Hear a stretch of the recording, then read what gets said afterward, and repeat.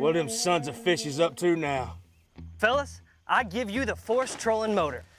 It is the most powerful, the most efficient on the water. Yep. Most powerful. We're really in trouble now. And it's quiet, too. You can't swim here. What a dumb bass. Hey guys, Major League Fishing Pro Randy Howell here, bringing you the Power Stick 53 with 2 USB ports to keep your camera charged all day. If you're like me, you've been out recording with your camera trying to catch fish and all of a sudden the battery dies and boom, you're dead. Not anymore with Power Stick. How's it work? Man, it's simple. Every boat has a nav light like this, but you store it away during the day. Simply take the Power Stick, plug it in the hole, lock it down. If you're serious about catching great video on the water, get Power Stick 53. Catch all those great memories like hook sets, top water explosions, and even landing the biggest fish of your life.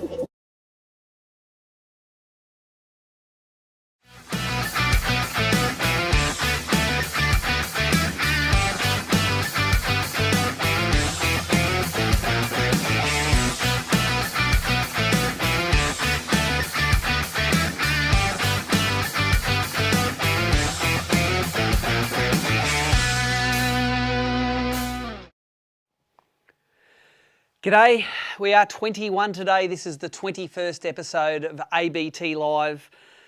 I know we've had this discussion a lot over the last year and a bit, but Nicole didn't have time to change the graphics to lockdown live again because Brisbane, where we're hosting this from, went into lockdown about an hour and a half ago. So obviously it seems like this COVID thing's going to take a while to shake. It's had a few industry casualties. Today I heard the Sydney boat show got cancelled. Only last week, AFTA's trade show and public day on the Gold Coast got cancelled. Haven't cancelled anything ABT yet. We'll see how St George's Basin goes, but we've got a bit more information about that later on. A bit of an apology. We just only found out just then that we're clashing a little bit with Matthew Mott's Fishing Freshwater show tonight, which is sponsored by Garmin, one of our great sponsors. So apologies, guys. We didn't know you were on. We do now. Hope you finished by now and hope the viewers have all come across to watch ABT live. As always, plenty of prizes we're giving away tonight. The one tonight, if we want to do some fancy camera work, Nicole, go to this second camera here. We've got the Atomic prize pack. We have 10 of these Atomic topwater baits. Yes, they may have been left over from our Ballina Atomic round on the weekend, but I've got 10 of these Atomic topwater baits, and we have 6 packets of the Atomic Seekers jig heads. They are going to be given away to someone who tells us where they're watching from tonight within Australia. Sorry, Mike Sutcliffe. So wherever you're watching from, let us know in the comments. Doesn't matter whether you're watching on YouTube or Facebook. Nicole is over here and she is monitoring them both. And we're going to, we'll pick someone who's going to win that great Atomic pack tonight. 10 baits in that pack, 6 packs of jig heads. Who doesn't want to win that? Tell us where you're from. On the show tonight, we have some pretty cool segments. We've got Will George, who's the founder of Buck and Bass. You may have heard about it. They're a new ABT sponsor this year. Makes what they and we think is the greatest rain suit on the planet. We talked to the founder about why he invented it, how he invented it, why it is so waterproof and why you need some on your boat. We talked to Troy Dixon and Steve Booth from Wilson's. And let me tell you tonight, we have a global launch.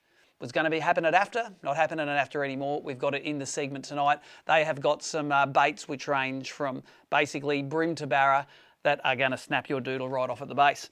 Adrian Wilson's coming in. He's talking to us about the upcoming BKK Electric Series event at Hinze Dam.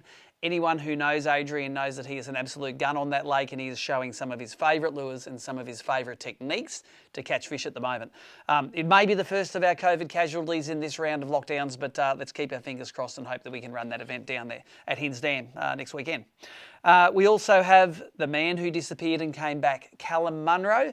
He fished AFC, he was an ABT champion back in the day, he had the record for the biggest ever Australian bass in an ABT event for a little while, and he came back. He was at Kenya. and we met him there. He nearly won that event, and we're going to talk to him about one of his cool shallow water blade burning techniques. So if you're a technique guy, tonight is a real thing for you. While we're talking about recent events, we've just finished our Brim events at Ballina, the Atomic round there, and then the VMC Hooks round up at Cania. Both great events, both very close at the top.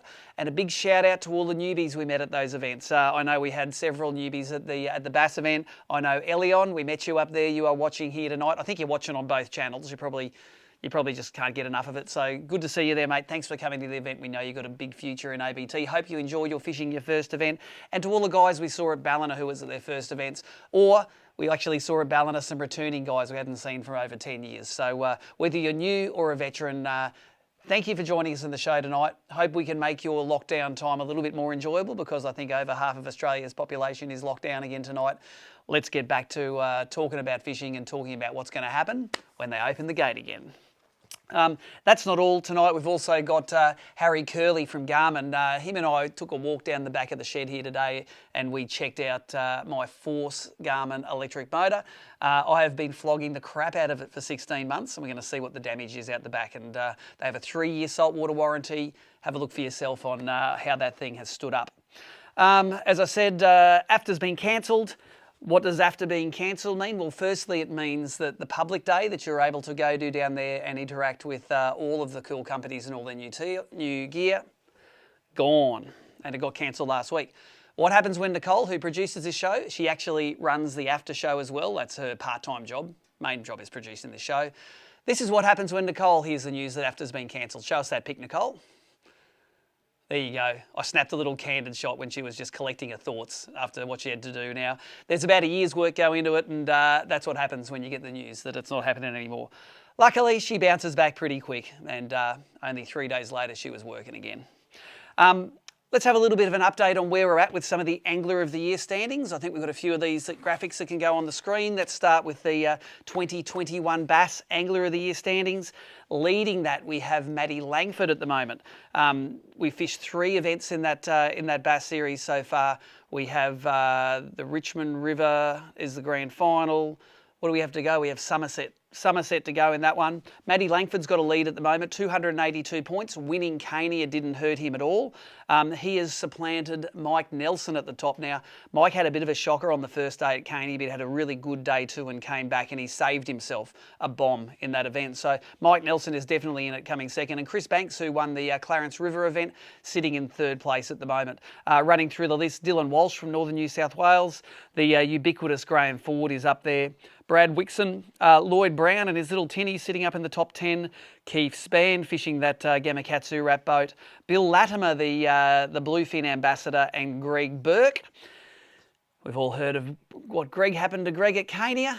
He caught the VMC Big Bass there, didn't he? And we saw highlights on the VMC highlights reel. So Berkey's rounding out the top 10 in there. Going to be an interesting race come that last round in the Boater Angler of the Year.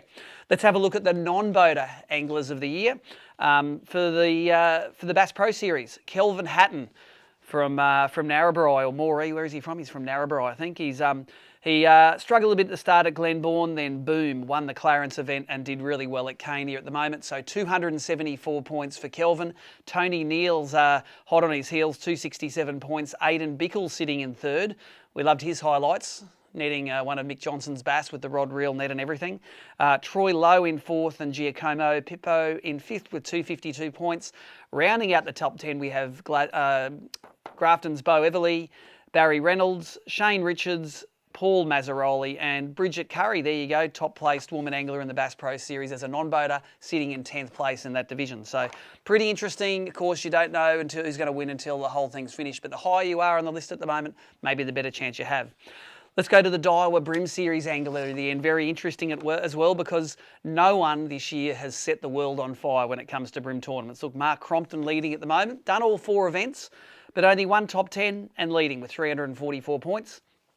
Chris Dixon, a couple of uncharacteristic bombs at the start of the year, but a couple of top 10s after that to sit 5 points behind him. Paul Langley sitting in third after coming second in Lake Macquarie and another 3 solid finishes. I'm sitting in fourth with plenty of bombs in there. Pete Brukel, Australia's most travelled brim angler, sitting in fifth with 283 points. And then rounding out the top 10, Goulburn's Andrew Moore. Jamie McEwen, he's going to be one to watch out for because he's only fished 3 events and he's sitting up there on 277 points. So if we can run those last 3 events of the year, he's going to be definitely running up the scoreboard. Scott Wilson in 8th, Alan Lister from Canberra in 9th, and Tommy Slater again on 3 events, sitting in 10th place. So the Daiwa anglers in the Daiwa series might do pretty well. He might be one that's worth keeping an eye on if they're allowed into Queensland. Let's look at the non-boater side, and we have told this story many times before. Stewie Walker, couple of event wins already this year. The other 2 are top 10s, 389 points. I'm going to go out on a limb here and say no one's going to beat Stewie this year again. Jake Aitken's going to be giving it a crack. He's had 1 top 10 and a couple of finishes in the 20ths. Cole Wilson sitting in third, Gordon Pullen in fourth in his second year of ABT. Go to a couple of 3 event guys, Chris Curtis and Sam Peck. Rounding out the top 10, we have John Parkinson, Kurt Thompson, Glenn Sturrock and Neil Kelly, previous grand final winner. Let's quickly jump to the BASS Electric Series, the BKK BASS Electric Series. Your top 3 events count for this. Matthew Flynn's leading that. Look at it, he's got a first, a second and a fourth there, so 296 points. Pete Bostock is close enough to swoop in the last event. He needs to have another really high finish. He's on 290 points. Peter Woods, one of the elder gentlemen of the BASS Electric Tour, he's in third place. Steve McLean in fourth place, the only angler I think that's fished all 4 events. Charles West in fifth, and then rounding out the top 10, we have Tom Reynolds, Will Kleinschafer, Glenn Swanson, Rod Shorten, and Christian Manolia. So there's your Angler of the Year standings for all of the events. Of course, they're all works in progress. One of the questions we do get asked is what happens if we cancel events for the year? What happens if some things get cancelled? With COVID cancel culture at the moment, it's like you've got to play it as it lies. If we can run them, we'll run them. Whoever wins at the end wins it. Hopefully in 2022, we're going to get back to a normal year and we can have a very balanced representation of events across the year. So some guys will be advantaged, some will be disadvantaged by things that may or not happen through the rest of the year. We apologise for it, but the spreadsheet is going to tell the tale at the end of the day. Let's have a look at, let's talk a little bit about COVID and what's going to happen moving forward. The next event we have coming up is the Hinze BASS Electric. We will keep you notified if it's on or not. We do have the Southeast SEQ water permit to run it, but whether the lockdowns let it run, we don't know. The theory with ABT is if we are allowed to safely run it and we think it's safe, it'll run. If we think it's tone deaf to run it and it's not going to be the right thing to do, we're not going to run it. We will try and reschedule it to a later date if we can. We can't always reschedule, and if we can't, apologies for that, but it gets quite busy towards the end of the year. The next brim event happening is at St George's Basin. Now, St George's Basin is fairly close to the epicentre of the Sydney lockdown. I don't think it's currently locked down, but depending on whether we can get there to run the event, if we have to isolate for 2 weeks after coming back for running it, it's not going to happen. We can't afford to sit down in a hotel room for 2 weeks. But this is an important bit of news.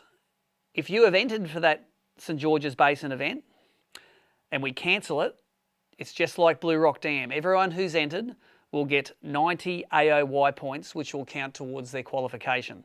It won't count towards your Angler of the Year, but it will give you that extra event when it comes to qualifying for the grand final. We made the statement at the beginning of last year, fish 3 events over the 2-year period, we will make sure that you get an invite. And that's from the boater side, we can guarantee that you're going to fish. From the non-boater side, we will give that same criteria, we'll give them to as many people as we can fit in the boat. So if you're worried about not being able to get to your 3rd event, I would be entering St George's Basin and trying to fish it.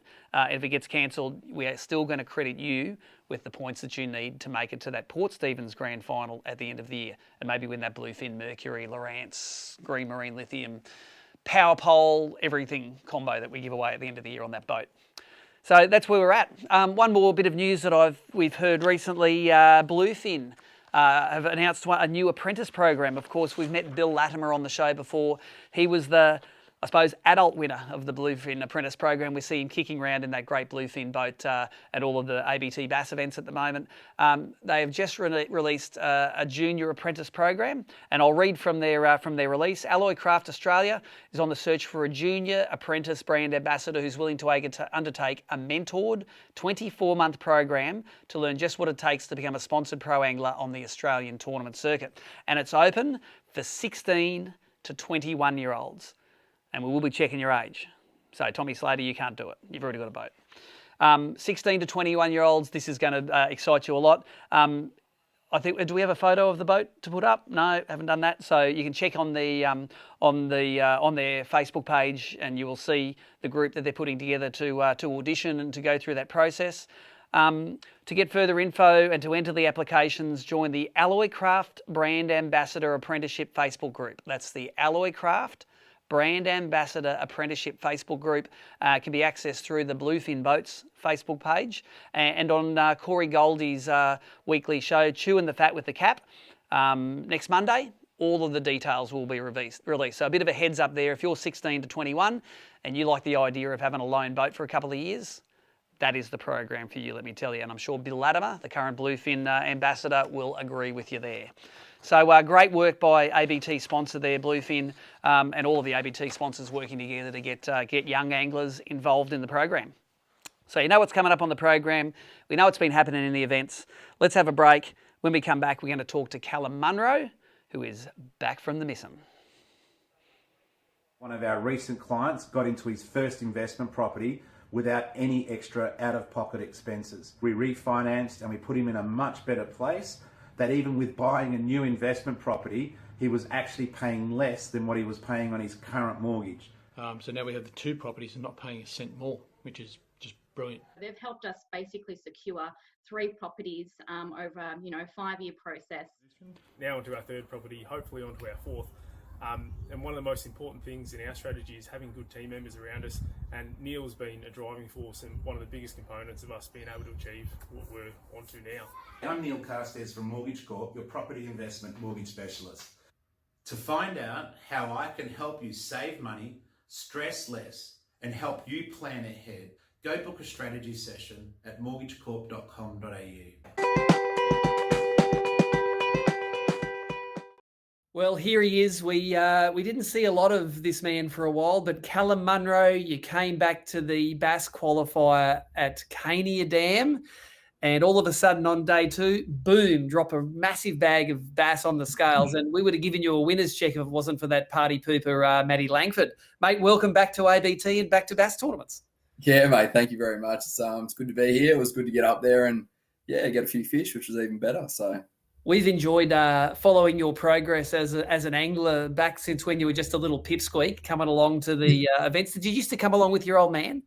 Yeah, my dad, he was kind enough to take us out to every single event, which was awesome. So I was only obviously under 16. So used to go and look at all my idols out there fishing, and mate, just it's pretty cool to come from such a young fella watching it and then sort of evolve into my own sort of game. And yeah, it's pretty cool, eh? Honestly, it's great.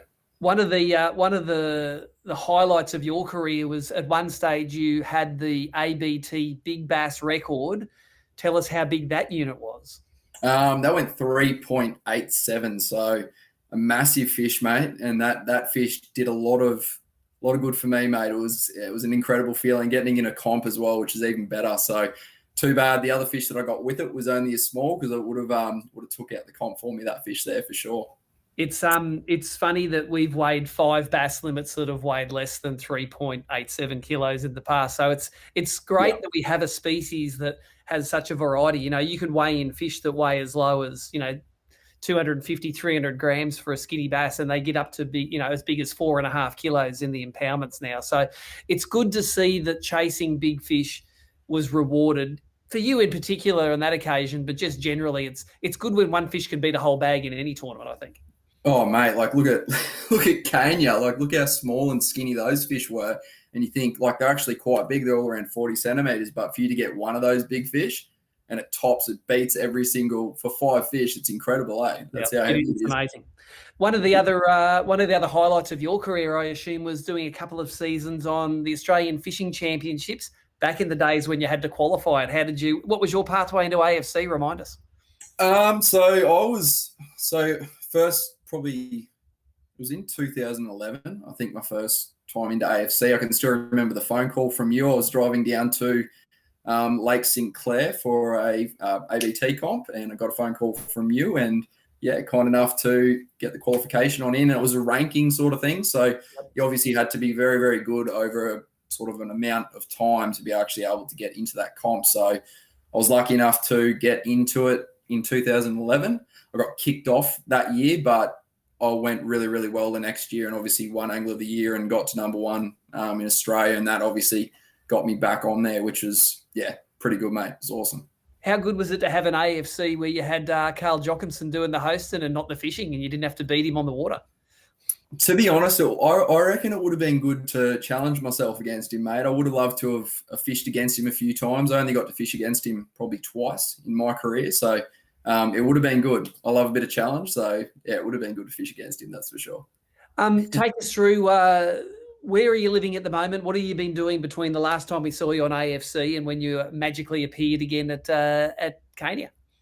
So over the last few years, I've obviously been doing guiding. So I run my own business, Untapped Fishing Expeditions. I do that at a Lake Barumba. Do that not as much. I don't really like to do it heaps and heaps and heaps, like a couple of days a week if I get them. That's all I like to do. But I also do social media marketing. So I actually run my own social media marketing agency where I run Facebook and Instagram ads for a few different businesses around the Noosa area. So that keeps me quite busy. And then, that's pretty much what's been happening over the last couple of years. I ended up going up to the Kimberleys as well and doing Barra guiding over in WA, which was a pretty good experience, Steve. It was pretty hectic. Nearly got eaten by a croc over there, but that's a story for another time. I've been having a bit on, that's for sure, over the last sort of 5-6 years, that's for sure. Well, that's great, mate. I expect this to be the most shared segment of all ABT live history with some social media marketing expertise there, mate. I expect to see the numbers going through the roof. We'll get it up, mate. We'll get it going. Tell us a little bit about about the skills you learn fishing one impoundment so much. Like, you're obviously a Barumba expert at the moment. How do the things you learn at Barumba when you're guiding translate going to Cania? I know they're it's the same sort of latitudes, it's the same species. With things you learnt on Barumba applicable to Cania? Yeah, 100%. Like with the blades and stuff that we're using, like I've been using blades like since John Schofield showed us Little Max blades all these years ago. And you just get really confident in using them. Like they're very much the similar techniques that you can use at Barumba, and it can apply it to any lake. It's the same, like you use at Somerset, Barumba, Bunduma, it doesn't really matter once you sort of figure out the technique, and you can apply it in so many different ways. Like it's probably 5 techniques that I use with blades by themselves at work in different various times of the year. So it definitely works. Once you sort of figure them out, you can apply it in every dam, that's for sure. Take us through the situation at Cania then. You caught a reasonable bag on day one, like it puts you in the top part of the field, but not challenging for the lead. Tell us the technique that you used and the adjustments you made on day 2 to give you one of those 2 kicker bags on the second day. The 2 really, exceptional bags on day 2 were yours and Matty Langford's. And unfortunately, Matty's was just a tiny bit bigger and got him across the line. But what were the adjustments that you made? Well, I went up there 2 weeks prior to the comp with my dad, and we actually found a bit of a secret spot up in the timber. And I knew that nobody would actually fish it because it was too shallow. Like it was around 2 foot for a really, really long time. And I sort of thought on the Saturday, I'll go up there late in the session just to see if we can't get any. And I lost actually 2 good fish around. Obviously, there's that much timber up there at the moment. Lost 2 really good fish. Got a couple of small little upgrades. But the Sunday, I sort of said to myself, like, I probably left it too late. I should have gone up there earlier in that first session. So what I did on the Sunday is like, I'm going to go up there and just fish it pretty much the whole time. So I pretty much went to where I started on the Saturday and fished it for probably 20 minutes. And then I was like, no, I'm going to go up to where I know where I got some good fish in pre-fish, like 2 weeks prior. And I went up there and, we got them, mate. It was good. I probably, to be honest, like I was really confident. I actually thought I was going to win the comp, even though I was so far back down the field. Like I knew the spot that nobody would have found. I was really, really confident. I was told heaps of people. I was trying to speak it into existence. I was like, oi, we're going to win this comp, but nearly close, but no cigar, mate. It's, it was a good experience though, like coming back and and going as well as I did, mate, I was pretty stoked. It is a good group of guys. It's it seems that the Bass has lost a lot of the egos and the real serious guys. Everyone understands now when it's your time to win, you win. And if it's not your time to win, just keep on putting fish in the well because that time's coming pretty soon. Yeah, exactly. And that's like, you can't win them all. Like, fishing is such a hard thing to win because there's like a lot of luck goes into it. Not luck, but sometimes you can catch the most amount of fish and somebody comes in with too big a fish than you, and you're just like, well, that's, you know what I mean? That's what happens. So when it is your time, it definitely is your time. So good on Matty. Yeah, he deserved it for sure. Tell us about the shallow water blading technique. How do you fish a blade in 2 foot of water? Because most people fish blades in a lot deeper water than that. Yeah, so I use it like as a shallow water sort of dredging technique. So you're throwing blades, pretty light ones, like the 1/4 ounce is the best one that I've found for it. You pretty much just cast it up and you're just burning it back. You're trying to hit the mud and sort of deflect it off sort of certain sort of objects, and it sort of causes a bit of a mud trail. And when that happens, the bass will just come through and absolutely smash it. So it's not really a slow technique. It's quite fast. You're trying to draw a reaction out of those fish. And yeah, that's exactly how it works. So it's good fun. That's for sure. Do you use the, I know the little maxes, the ones you're talking about, they come with a couple of sets of the double hooks that are upturned. Do you leave it as is in the factory, or do you do any mods to it? No, I'll show it to you. So pretty much I'll just leave it with the W hooks on them. Yep. So the reason why you do that is pretty much when you're rolling it through and sort of hitting the bottom the whole time, if you have a treble on it, it'll obviously sort of hook up very, very quickly. You can apply stingers to them, but I usually try and just keep with the W's. I find them pretty good, and they usually do the trick, that's for sure. That's it's really interesting. I was down at my local tackle store on the weekend. They had the little maxes in the specials bin for $10 each. I thought I'd be very surprised if they were still there a week after Candy, but there was still a few left. Yeah, that's very surprising. Honestly, they're sort of like a forgotten, I guess, sort of thing. Like I haven't seen, I sort of pay pretty close attention to sort of what goes on throughout the ABTs and obviously all the tournaments around Australia, but they've sort of been a forgotten thing. I haven't seen too much about them over the last couple of years until Kenya, mate. So there you go. It's good. Do you think it's because they've actually got a fair bit more surface area for their weight? Like a lot of blades have gone heavier and they're quite dense for their size. Those light little maxes sort of might have more flutter for their weight. Like you can fish them in shallow water because they're not plummeting. Yeah, exactly. And they've got a different vibration to most other blades, and that's why. Like I usually use the 1/4s over every sort of blade. I find they're my most confident lure, even in deep water. For hopping lures, you can keep them up in the water column for a lot longer. So they've definitely, like you just said, they've got a really good action to them. They work really, really well. Looks like you've got a new sponsor on board, Daiwa, who are the naming sponsor of our Brim Series and our Brim Australian Open. What sort of gear do you throw the blades on? Have you got a favourite Daiwa outfit you do that on? Yeah, mate. So I usually use like a 7'3" blank. I use these in obviously other companies before going with Daiwa, but this rod here is absolutely awesome. It's a 7'3", 2 to 5 kilo Team Daiwa Zero rod, and I match that up to a 2500 Daiwa Soul reel. So that's actually got a 5-to-3 gear ratio, and it has around a 73 centimeter line return. So every time I turn that handle, obviously getting the 73 centimeters of line. So when you're hopping lures or when you're trying to burn it through the mud and stuff, it is actually moving that lure quite fast. So it gives that bass doesn't have much time to actually react to it. So that really does help, definitely. Compared to using like a 2000 size or a 1000 size, that definitely makes a difference, that's for sure. And I think those TD0 rods are quite light in the hand. It's when I remember when they first came out, they just are ridiculously light in the hand and a lot of feel to them. Yeah, mate, they're incredible, mate. They're just awesome. Like for hopping lures, like through this winter sort of period, mate, they're absolutely awesome. They catch stacks of fish and they're just great in the hand, like you just said. Well, I think since we last saw you on AFC, you've become a very articulate presenter of fishing, mate. You've presented very well on It's Here, and we hope to interview you at maybe at the first place in an ABT bass event in the future. Thanks, mate. We'll try our hardest, that's for sure. If anyone wants to come fishing with you and book you up for a trip to Barumba, how can they get in touch with you?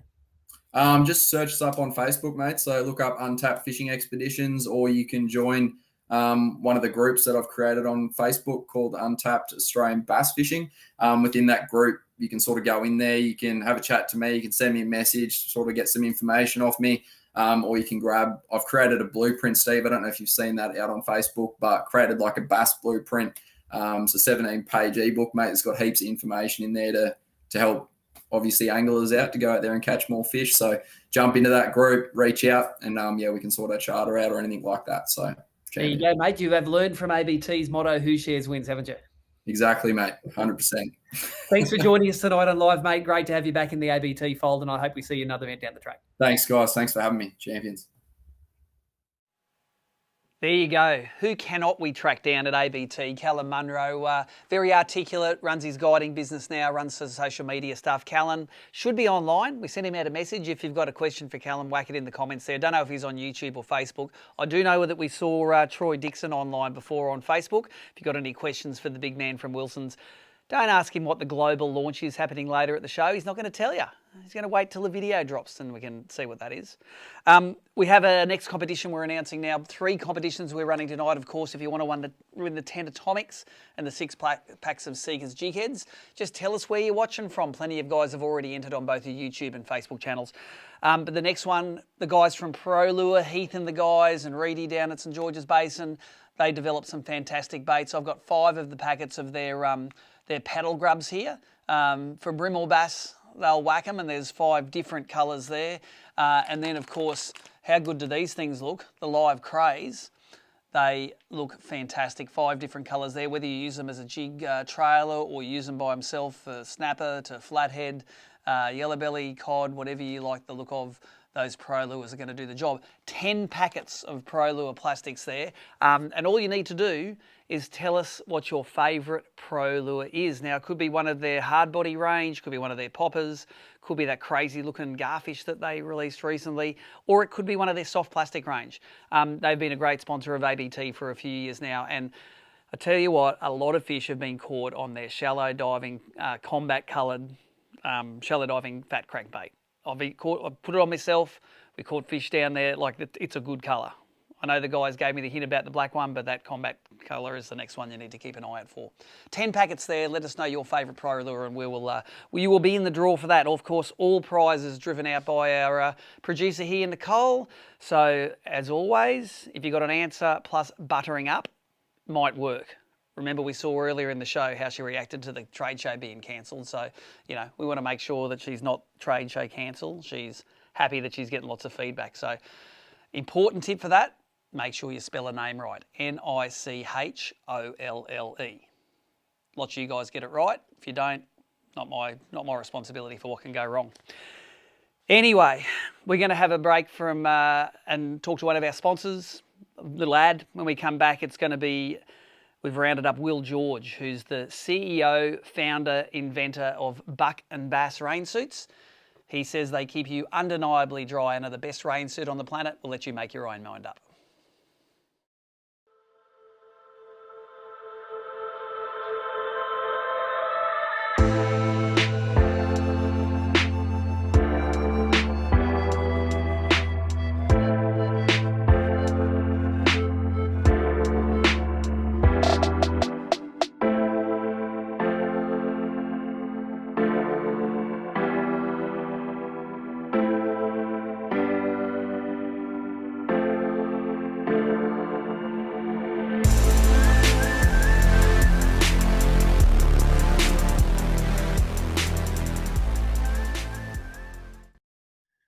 All right, ABT Live fans, we've got a special treat for you tonight. It's not often we get to talk to the CEO of a company, the inventor, the man himself. He looks like Jesus and he is a god of buck and bass over there. Will George, welcome to ABT Live. I hope I embarrassed you then. I'm hoping I don't get struck by lightning right now. That's what I'm hoping for. So, and look, I just want to tell the viewers before the show, we were getting the phone all set up and we're getting ready for the interview. And Will says, yeah, I've got the phone sitting on a case of Winchester rifle shells. So it's not an American interview unless you're sitting up on a box of bullets, isn't it? Yeah, well, I guess I was trying to hold the phone and talk to you guys at the same time, and it wasn't working. So I'm looking at it right now. I've got a case of Winchester shells, and the phone seems to be doing fine. So awesome, man! It's great to have you on. I know there's the time difference, so thanks for coming with us tonight. My last memory of you is a few days ago. You were talking to the Buck and Bass marketing guys. You were absolutely pumped about the reception of your product, which, if you haven't heard about it, is basically the world's best wet weather suit for fishing. At the Bassmaster Classic, you went to the Classic, and man, I've been to a Forest Wood Cup. The vibe at those event things they're crazy, aren't they? Yeah, it's something that it's hard to put into words. You really have to be there. And like I was saying the other night, it's the World Cup, it's the Super Bowl of bass fishing. And to be able to be there, and this was our first year of actually having a presence there as far as a physical booth. And it was unreal. It was unreal. I mean, it was the second most largest attendance at a Bassmaster Classic in history. Yep. And our booth and everything we had, it was incredible. I mean, it was so crowded at so many times that people had to just not stop by our booth. There was one guy that commented, I saw it was just yesterday on our Instagram. He was saying that he had to bring a helmet to try to like get through our booth because all the people and everything. But it was a really good time. It was incredible.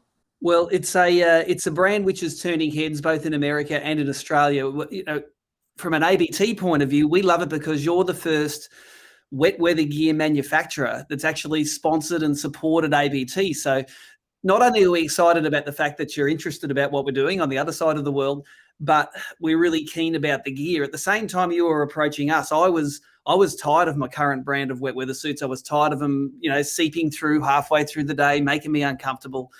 And I was researching your gear at the same time that Anthony reached out to us and said, we want to become involved over there. So it's I think it was meant to be. And I've been wearing the suits now. I've got my Buck and Bass here. Guys will probably see it on my live stream. They always ask about the brown and black suit, but it's not heavily branded. Tell us a little bit about the history of the suit. Why did you invent it? And was it the same reasons that we're all thinking of? We're tired of getting wet.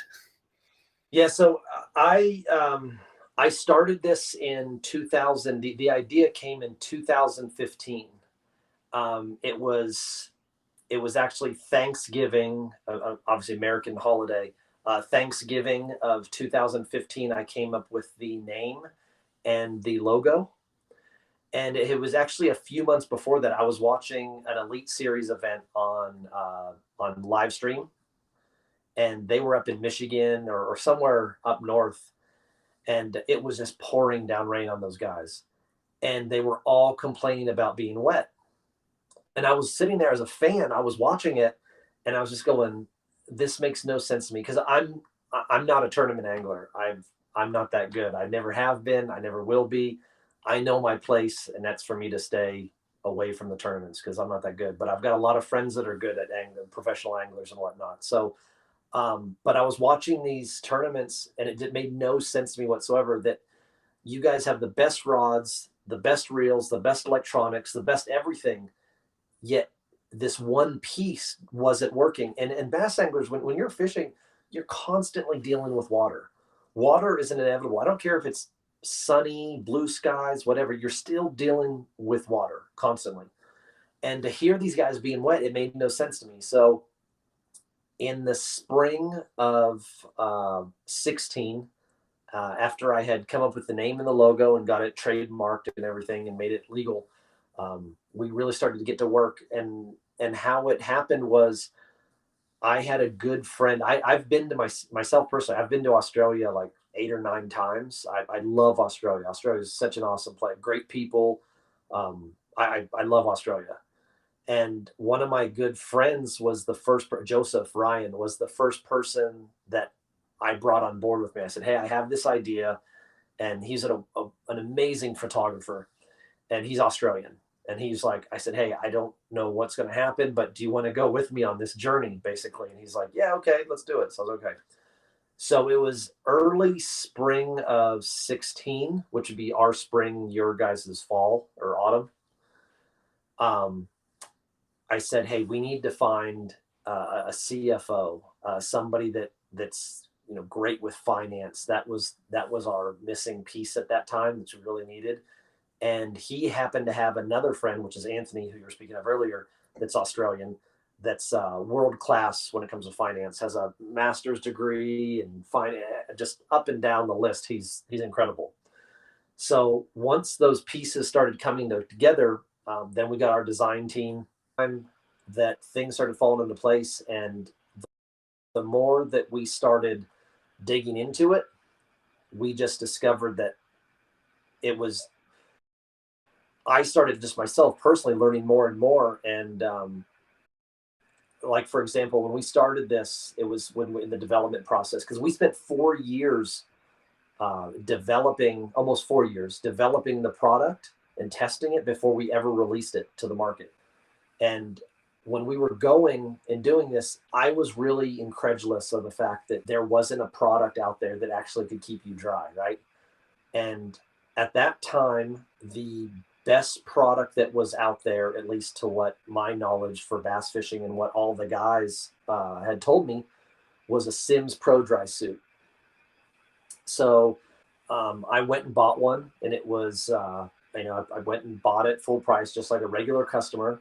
And I went to go visit a friend on a fishing trip, and we got out on the water, and within about 45 minutes, this is a brand new suit.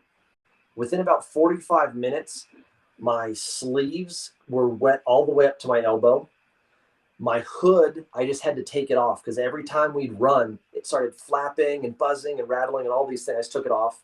Then my knees, I was in the passenger seat. My knees were totally wet from the water just coming right in and hitting me. And my shoulders were wet. And my butt was wet from sitting in the passenger seat, the puddle buildup. And I was just sitting there going, this is ridiculous. Here this company is, they've got this tag on the jacket that says 100% waterproof, 100% this. And I'm sitting here thinking, their idea of waterproof and mine are obviously not matching. And I was more upset than I was more like, you got to be kidding me. Like, this is a joke. Like, I right then I was like, I don't know how we're going to do it, but we're going to fix this. This is just isn't right. And it's still to this day. I mean, even at the Classic, you walk around and you see brands that are marketing their product as bold as can be, saying 100% waterproof and 100% breathable. And you're sitting there going, okay, that math does not add up. You can't have a dam and a sieve at the same time.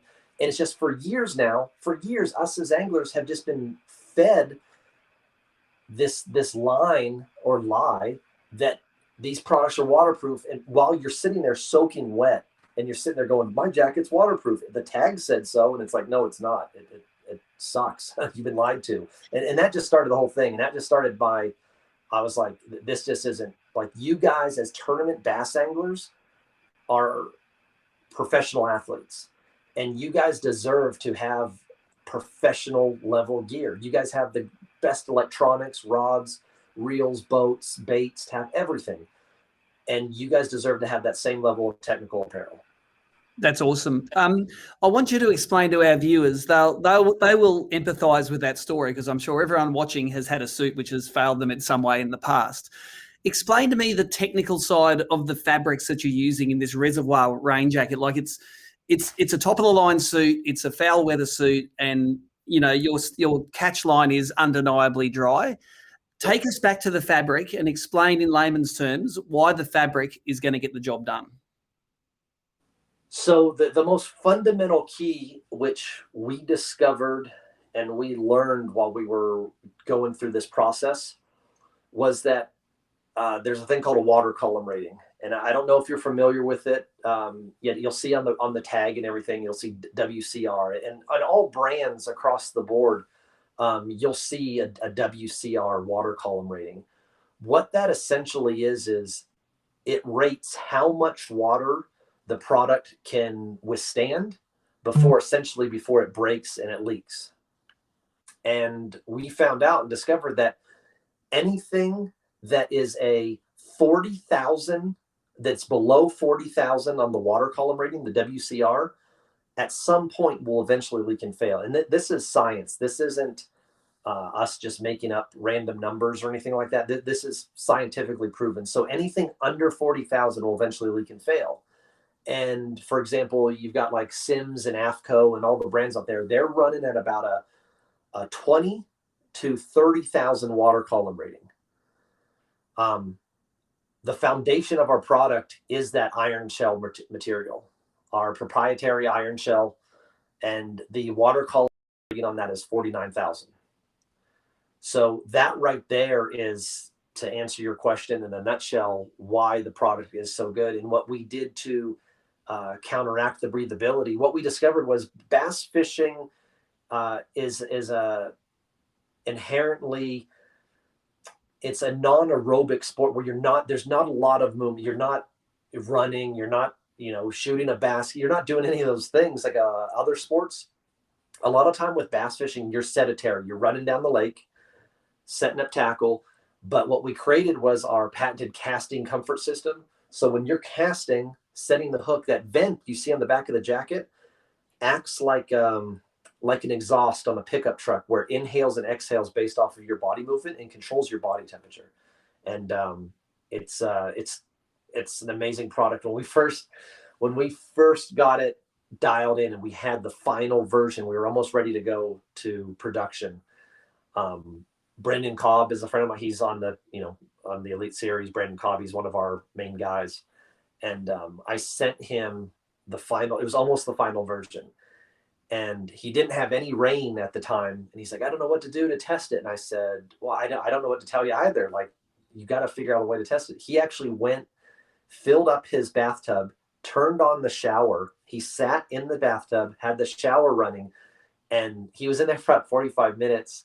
And he said at one point his wife came in and was like, what are you doing? Like, are you okay? What's going on in here? And he was like, no, I'm fine. I'm just testing this suit. And she's like, okay, weirdo. Like, I'm out of here. And anyway, he called me and he's like, I just sat in a puddle of water for 45 minutes and had it pouring down rain on me. And he's like, I think we got it. And I was like, okay, it's game on. And then that started it. That's great. I think one thing that the viewers need to understand as well is it's a compromise between being waterproof and being breathable. Basically, yep. A plastic jacket will keep you dry, but it won't vent any gases out. You'll sweat inside it. They're very uncomfortable. We've all been down that path. We've worn the plastic poncho. It doesn't work. Yeah. And Gore-Tex suit will be very breathable, but if it hasn't got the water column rating, it's going to seep eventually.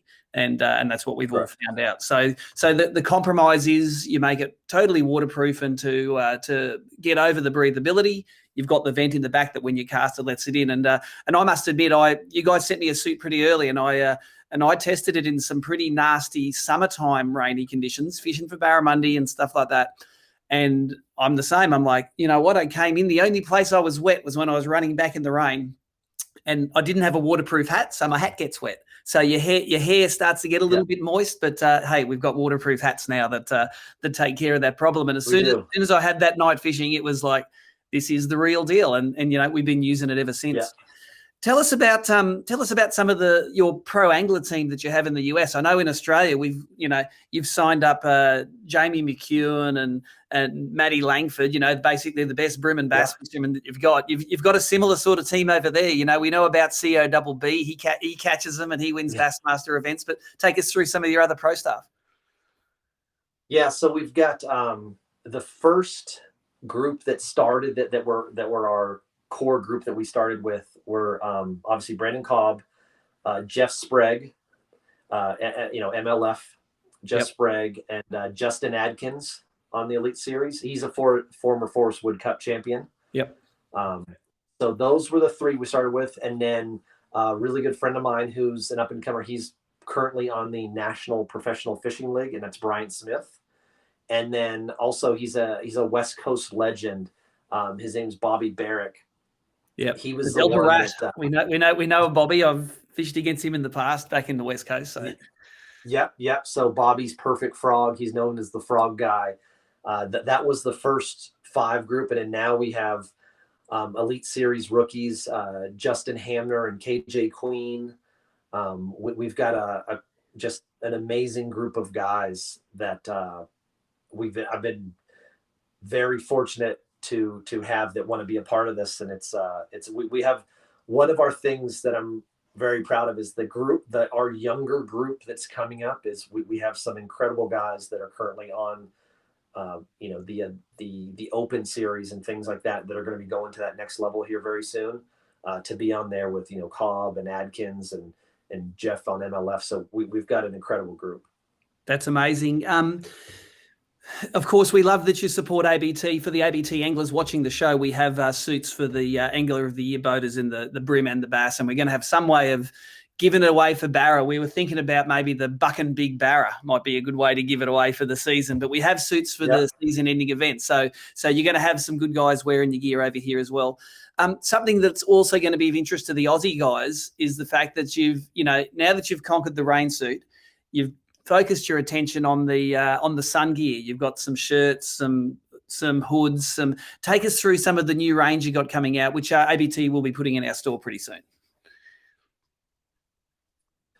Yeah, so this falls back to our basically our company moniker, which is Built for Bass, right?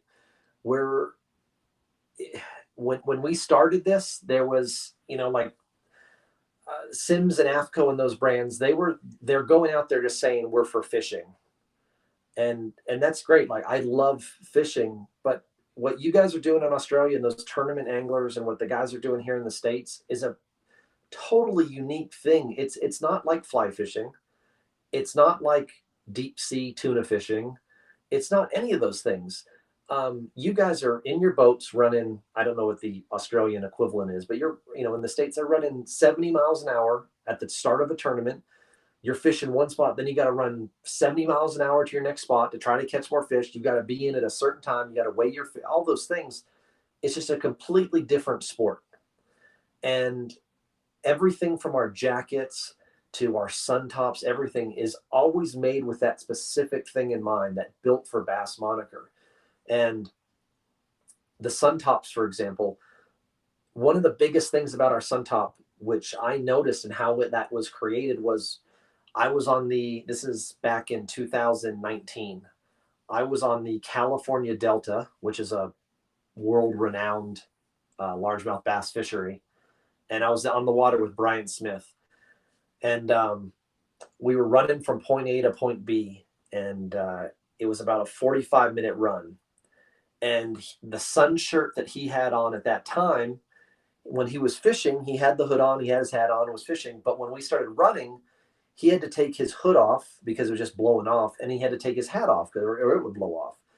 And he's got no hair. He's got a shaved head. And I was sitting in the passenger seat, and I'm sitting there watching him, looking over as we're running, going, okay, you're getting burnt. You're getting more burnt. You're getting more burnt. By the time we got to our spot, his ears, his top of his head, he was just roasted. And I thought to myself, what's the point of a sun top if you can only use it for a select amount of time? Because the sun isn't going to take a break while you're running. The sun's going to be relentless. And sun protection, especially like you guys in Australia, my gosh, like you're dealing with some serious sun. Like you need to have the world champs protection. We're the world champs. Yeah, you guys need to have appropriate gear. And one of the things I'm most proud about our new sun top, it has our patented design full throttle hood.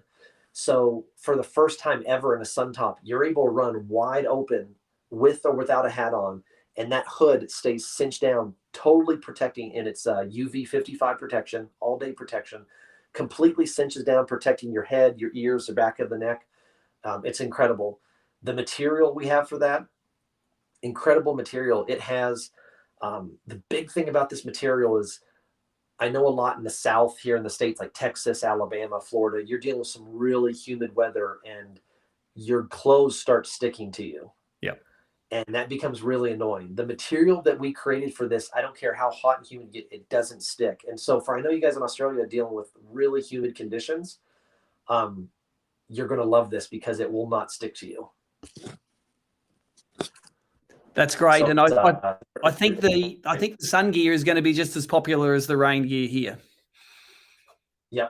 Yeah. And so we've got that new sun top we call the Delta sun top. We've got a matching face shield with it, and the thing with the same material. And the thing about the face shield, which is amazing, is we were able to create it where it doesn't fog your glasses. Yeah. So for the first time ever, you're able to have full face protection head, neck, ears, and still be able to wear your glasses, covering your nose, everything, without fogging your glasses. Because, you know, when you guys are fishing in a tournament, I've seen it so many times where, let's say you're sight fishing and you're seeing that bed right over there and you're sight fishing. Well, now all of a sudden your glasses are fogging up. You've either got to pull your face shield or your buff down. You got to unfog your glasses. It's like, I always wanted this to be where you're on the water, not thinking about anything else other than catching fish. You're in a tournament. And I always look at being in a tournament as you've paid all this money and time and practice and energy to get to that point of tournament day. It's day one of tournament day. Don't get there. And it's like doing a marathon and tripping at the last bit of the marathon because you didn't have your shoes tied at the beginning. And that's the way I look at our gear is don't go that far in a tournament and all the practice and money spent and everything and not have the appropriate gear on to then allow you to finish your job. Because so many guys I see, they're out on the water fussing with their clothing or their rain suit's wet. And I'm like, why are you going all this way and not just finishing the deal, getting the appropriate gear? Yep. Look, I think every single one of our viewers tonight can appreciate that. And hey, we appreciate you joining us tonight, taking us through some of the genesis of Buck and Bass. We love the logo. We love the gear. For people watching, you can check out all the reservoir rain suits on tournamentboats.com.au or, of course, ABT sponsor Manning River Marine. Chris Dixon and the guys down there have got the reservoirs in stock as well. Will, thanks for joining us tonight, and we hope you get back out to Australia soon. 1 year, you're going to be allowed to come back here. As soon as I've told the guys that I've told Langford this quite a bit. I told him as soon as I can get over there without having to sit in a hotel for 14 days or whatever it is, as soon as those doors open, believe me, I will be there. Awesome, mate. We're going to love to have you. Thanks for joining us tonight. Thank you.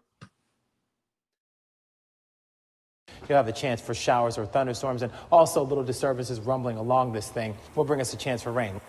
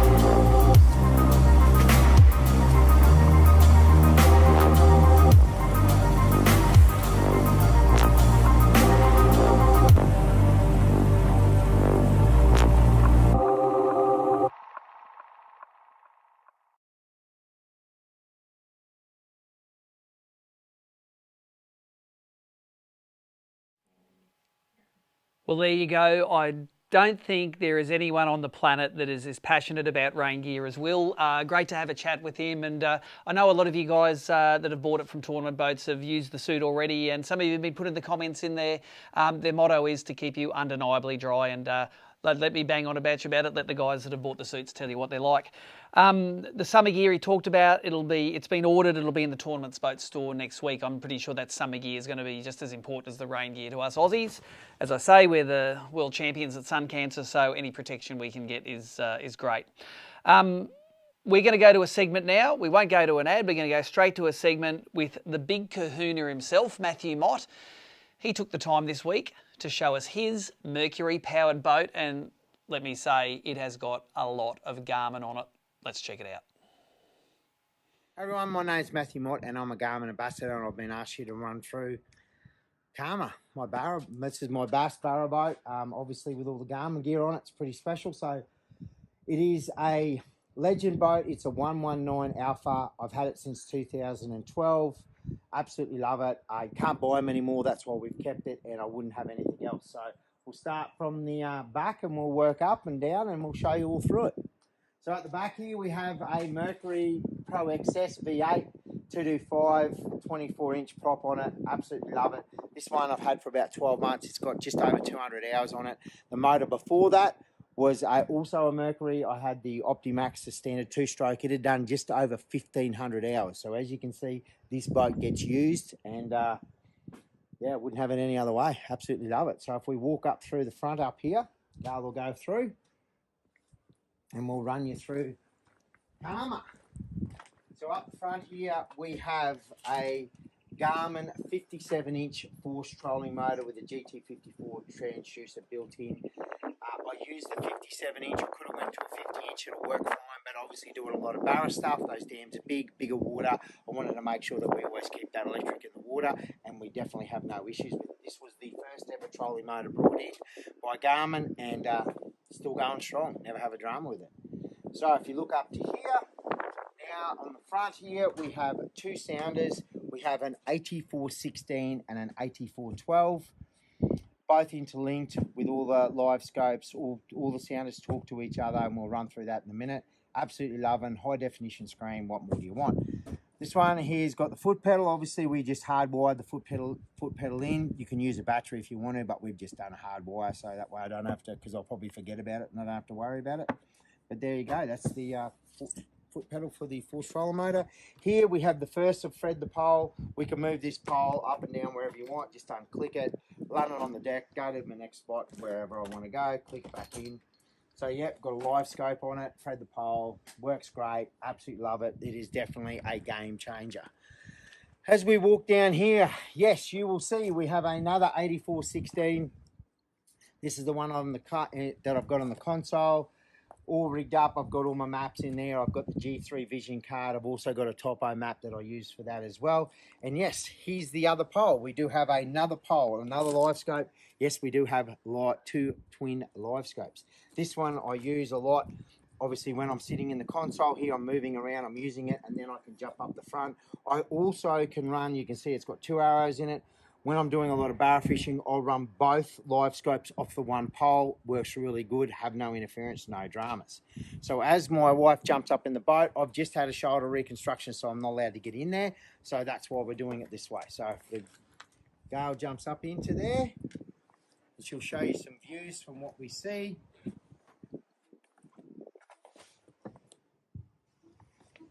So if you turn around and you look at it here, this is at the back. So at the back here, this is very unique. We have an 8412 and an 8416. This is what I use for Barra.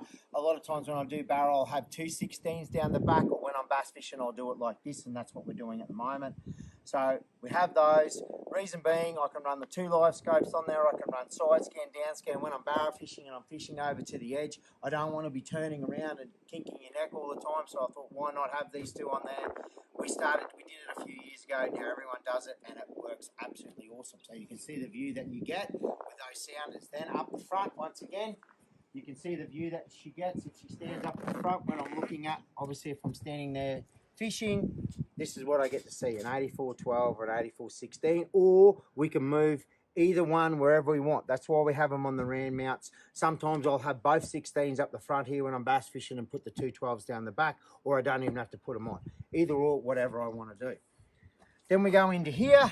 I don't know what that looks like at the moment, but obviously there. So you can see we've got our two live scopes wired up through there, all ready to go. There's a bit more wiring I've got to do. I'm just doing some stuff as we speak at the moment.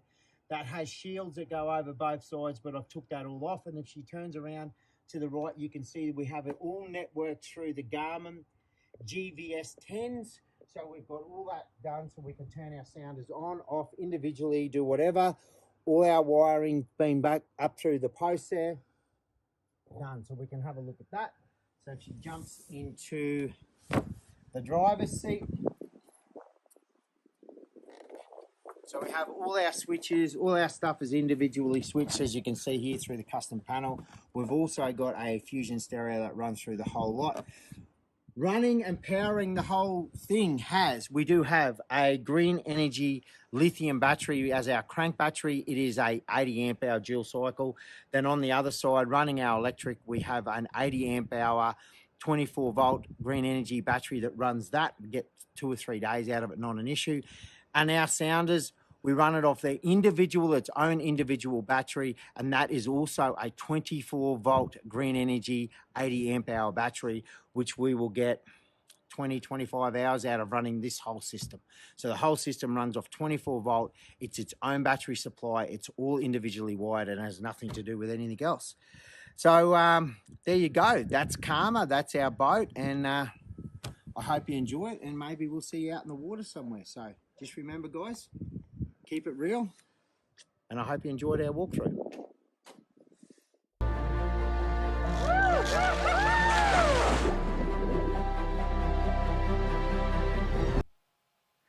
Well, that was Show Us Your Boat, powered by Mercury, and even though there was a Merc V8 on the back of that thing, that was not the most impressive thing about Motty's boat. I've seen a lot of high-dollar boats, but I reckon the Sounders are worth more than that rig. I don't know. What do you reckon? Put it in the comments down below. 1, 2, 3, 4, 5 Garmins on that boat. On the Garmin theme, we got Harry Curley from Garmin in during the week, and this is a real bit of a contrast here because you see how polished Matthew Mott's boat is. It's, 8 or 9 years old now. We had a look at my Garmin Force, which I bought just after I found out you could get a 3-year warranty in salt water. We went and had a look at it and see just how it fared when a brim fisherman gives it a flogging. What them sons of fishes up to now? Fellas, I give you the force trolling motor. It is the most powerful, the most efficient on the water. Yep. Most powerful. We're really in trouble now. And it's quiet, too. You can't swim here. What a dumb bass. Well, bit of a field trip now for ABT Live. We have moved approximately 30 metres from the studio. We're out in the boat shed. I've got Harry Curley here with me from Garmin Australia. Harry, you I think just started with Garmin at about the same time that this motor started on my boat, this Force. How have you found it at Garmin, mate? You always seem fairly busy. Awesome, love it. Awesome bunch to work with, awesome team. Yeah, so just under a year and about 3 days, I think it is. Oh, well, so this actually, mate, has been on my boat longer than you've been at Garmin. There you go. Yeah. We first ran into Harry when he started with Garmin, but also when he, I think, led out the Venom Barra Australian Open last year, mate. Yeah. You're in the smallest boat in the field that had dead set, must have had $30,000 worth of electronics on it. Caught the first couple of Barra bang bang, and then which way did it go from there? A bit up and down. We had probably more down than up. Yeah, I think we first half an hour, I think we'll sit in first or second, and yeah, like you said, it's only down from being at the top, but yeah, it was all right. No, it was good. Now, of course, everyone's very familiar with Garmin because of the really popular live scope systems that everyone's using. You know, I've resisted for a while now. I've been sucked in, and I just absolutely love mine. In the market at the moment, your competitors are bringing out comparative product. Has that hurt Garmin sales at all? Not at all. No, yeah. Not at all. We've had live technology for probably close to 6 years now. Our latest version for 2, and yeah, from what we're hearing on the field, there's no comparison. Yep. One of the Wilson's guys was in before. We did an interview with Troy Dixon, and he's looking at my unit up the front, and he goes, "Oh, yeah, 12-inch unit, get a 16 more go." I was like, "What can the difference be between 12 and 16? What is the difference between the two screens?" Pixel count. Just a greater image. It's not trying to jam as much information in on a smaller screen.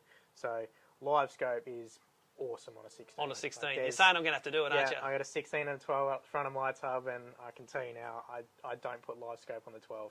It's always got Foxtel. It's going to cost a lot of money, this interview, isn't it? Can I fit 2 16s up the front of you? You can fit 3 if you want. Talk to the experts. Well, we're not here to really talk about live scope now. I think everyone out there has either got a live scope or wants some live imaging units on their boat. We're going to talk about Garmin Force. I put this on my boat in the middle of a tournament in February 2020. It was before COVID, this thing went on. And you've done something pretty cool for me today. You jumped into the sounder and told me how many hours it's done. How many hours has this done now? Yeah, just shy of 600. 600 hours. So I've done more hours on my trolley motor than I have on both of my outboards that I've had on this boat. And we've got Justin I at Gladstone Flying Sport, and he's a guide, runs 2 of these on their Barra boats, and as a guide over a year, you can imagine every day sitting on an electric and how many hours they do, and he loves it, swears by his. So. Well, I'll tell you what the whole process was. I interviewed Matthew Mott a while ago at the Barra Tour, probably it must have been 2 years ago now, and he gave us the news that the Garmin Forces were going to be warranted in salt water, and of course with ABT and you guys out there, most of the guys that fish ABT do brim. That's their biggest number of competitors, and they all do it in salt. So for me, that was a real game changer. I was already sold on the brushless motor, you know, the wireless technology. It was all cool, like the scalable voltage that you can put in. but having a warranty in that salt water was what it's all about. So I thought we'd just come out and do this in the boat shed to have a bit of a look over the motor and see if you can find me a rusty bit on it. No, and it all comes, so all 316 stainless steel components, or aluminium, so nothing corrodes or rusts. They're bulletproof unit. Yep. Absolute bulletproof. And everyone who knows me knows that I do a lot of saltwater fishing. At a tournament, it's just everything stays salty basically until the end of it. Get back here, it gets a bit of a bath and a bit of love, but I really put the motors through their paces. And there's always, on products, there's always some Achilles heel of the product. There's a bolt somewhere or there's something somewhere that's just going to rust. For me, that force is just as good as the Mercury on the other end. I cannot find a rusty bit in it, so I think it's good. 3-year warranty as well in the salt water. Yep. How have you found the forces for warranty-wise? Do you see many come back? Awesome. And you're always going to get your small niggly sort of stuff, but it's always easily fixed. Or if not, a lot of it's very tunable in the sounder. So if you've got it connected to your sounder, you can go in there, you can adjust your navigation gain and stuff like that. Yep. So suitable to your boat. So. Yep. Yeah. And that's often just a call to, like, that's sort of your job, isn't it? A call to someone like you. You can talk people through, you need to tweak this, tweak that. All of a sudden you're going sweet again. And the good thing about our sort of base, we've got a lot of tech dealers that use the gear. So a lot of techs that you can call and say, hey, I've got this issue. It's reacting too fast. I go, turn your navigation gain down. Yep. And they go, sweet, fix it straight And it away. solves it straight away. So there you go. The advice is call the dealer, not Harry, eh? Save me some time. The other thing is the wireless connectivity between the Force and the Garmin sounder there. It's pretty interesting for me because if I ever say, and I'm famous for this, hit something at high speed, it'll throw an error to the sonar that I can then diagnose and ignore or fix if I want to. One of the other things I noticed on this Force is the fact that all of the high wear bits, like the skegs, they're all replaceable. So it's not, the skeg isn't moulded into the armature here. If you bust the skeg, it's just a $30 or $40 part from Garmin rather than having to weld a skeg. Yeah, and you'll find that all of our skegs now are all rubber. So if you hit something at high speed or something like that, they just bend. So there's nothing to snap down the lower end. Now, over the course of my electric motoring life, one of my tricks has been when I'm getting a lure stuck from in the bank, I just head at the bank at full speed, come off the gas, let the motor hit, it bends the shaft, I flick the lure off, and then that pushes the boat back off the bank. Is that recommended? No. Don't do that at home, kids. You can see the big fella's done it a few times. Look, it's a brim. Us brim lure, we get in there, mate. We're not the Barra guys that aren't afraid to hit the... Loves the oysters. Yeah, we do love the oysters. And I do love the fact that if you have the Garmin Force, this mount, the transducer mount for your forward and your perspective mode, fits on there. It's keyed to the thing. You can't put it on wrong. The instructions are so good. I just pull the quick instructions out, screw, route it up, and it's a way to go. Like, if you're mounting live scopes on different units, it's not as foolproof as doing it on the Force. Yeah, it's one thing that we find is the ease of installation and use with our gear. It's either all plug and play or everything's telling you how to do it. Now, a question that a lot of guys ask, and there's always some angst at trolling motor companies, am I allowed to use my Garmin Force with a lithium? Yes, 100%. Okay, great. As hard as you want. So we've got, obviously, these guys are 24 and 36 volts. Yep. So if you haven't got enough power on 24, you just go straight to 36. Yep. And I noticed my 24-volt lithium puts about 27 volts out anyway, and even accounting for the voltage drop to the front of the boat, it still sits above 24 volts, and it seems to love it. I noticed that because you can use it anywhere between 24 and 36, it picks up the amount of volts, and it translates that into thrust, so it's a powerful motor on the front. Another myth, can you run your Garmin units on the same battery I use my 24-volt electric with? Yeah, definitely. So if you've got a 24-volt system, you can run your whole system off 24. I tested it with my little tub. I've got 16, 2 12s and a 9 on my little boat, and I ran it all off a 24-volt system. Yep. And you could not tell the difference. Is it? Now, can you not tell the difference, or is it better on 24 volts than 12, or is it the same? Whatever.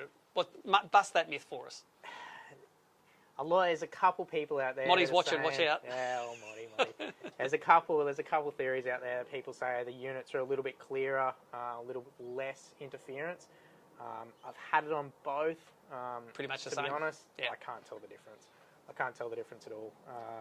You just got to watch out. Some of our NMEA 2000, which is 12-volt base, you can't hook it 24, Yep, so yep. you got to be careful if you've got an NMEA system in your boat. You can only run 12, 20. There you go. So important. If you're looking to upgrade to 24 volts and you do run that NEMA backbone, then no good.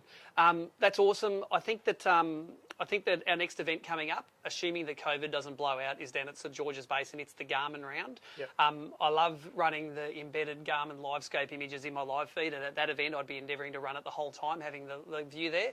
Let's fingers crossed that we're going to be able to do it, and we don't have to postpone it like we have done for a lot of times in the last couple of years. Yeah, fingers crossed. It'll be it's always good to watch all your live streams. I know I tag in every time you're streaming. That's it, especially to see if I've got the Garmin sitting on there. And look, it puts it in context. When I'm saying, oh my God, I can see the fish on the live scope, if you can see the fish on the live scope, then that just puts it in context. Otherwise I could just be bullshitting. The fishermen bullshit. Oh, they're known to. They're known to. I don't. Of course. And of course, the ABT tournament's on the app now. You can't bullshit properly. That's right. Anyway, thanks for coming down to the office today. Garmin's head office happens to only be about 3 or 4 k's away from Fishing Monthly Group here. So that's it from the boat shed. Let's get back into the studio and back onto the live show. So, action-packed show tonight. There is plenty of heavy information sections, both on gear and techniques. We're going to get into the last of our competitions now. And after our last segment, we have a segment coming up with Adrian Wilson about Hinze Dam. But after that, we've got the Wilson guys and their global launch as the last segment. We're going to give all 3 competition winners after that last segment. And if you're online, you can shoot us a message and we'll shoot that out to you. But drop to this second camera, Nicole, and I'll show you what the last prize is. It's from BKK Hooks.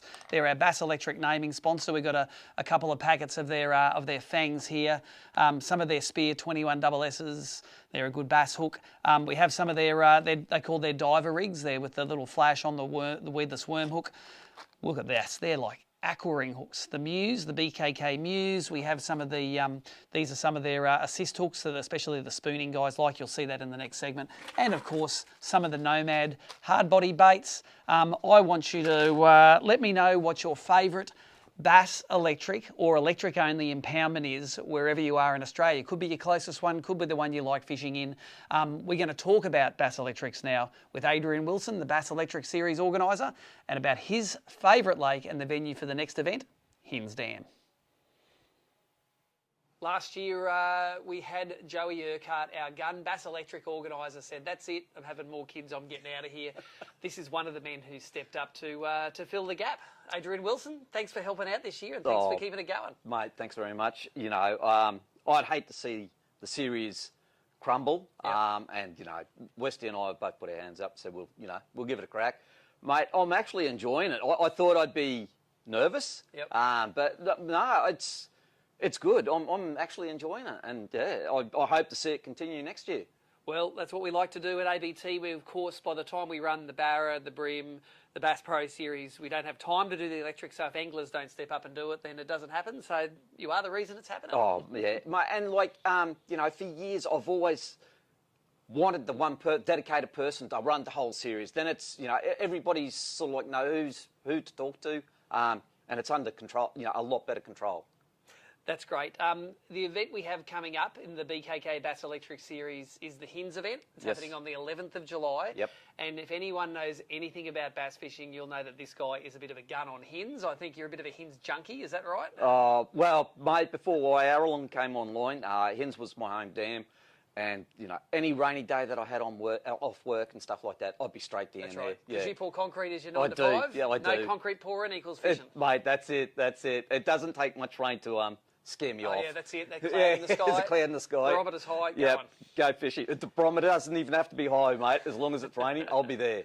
So we have got later in this segment some Hinze tips coming if you want to know about how to catch fish in Hinze. Ooh, secret baits here.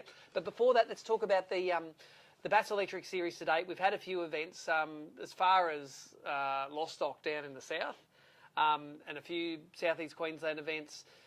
How's it been going? The numbers seem to have been down a little bit. They are for some reason. I'm asking the guys, you know, why, you know, I want to get a feel for it. But Lostock, I think a lot of the Queensland guys are too scared to travel that far. Yep. It is a big drive, especially for a one-day event. It's a massive drive. Yep. Unfortunately, I couldn't get down there to run it. Flinny had to take it over for me, and he'd done a pretty good job of it, which was cool. But yeah, I was expecting maroon to, you know, maybe 40 guys. Yep.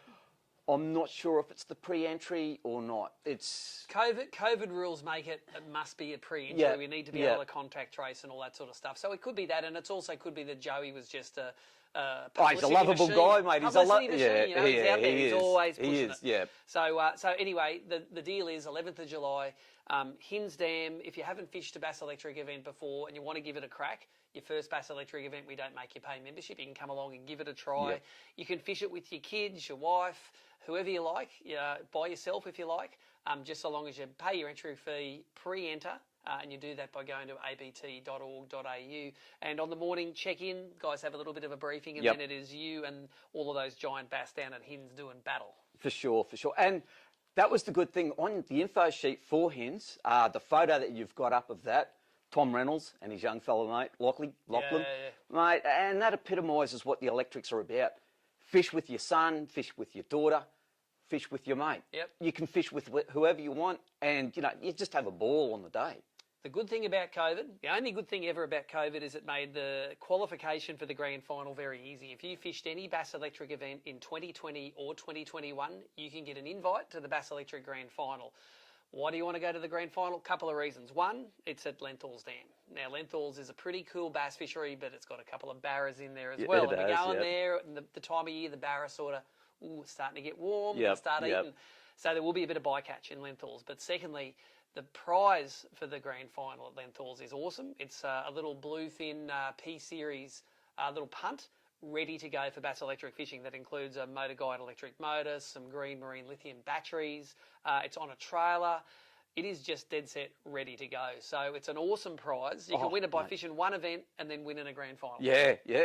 Mate, it doesn't get any better than that or easier than that. It does get better because you get a T-shirt as well. You get one of the Yeah, ABT well, shirts. yep. And of course last year we couldn't run any grand finals. We sold all the last year's shirts like that. They Yep. just went in a couple of weeks. They were all gone. So we're just about to order the new shirts for the grand finals. And if you want to go and be involved in a grand final, I think the Bass Electric grand final is the lowest pressure and the easiest to get into. Oh, mate, and it's such a relaxed atmosphere. Like, you know, I'm trying to get all the boys to camp at Lenthals, you know, and we pack out the actual camping area. Yep. So there's no people coming in, and, you know, it might be easier to charge your batteries Yeah, that exactly.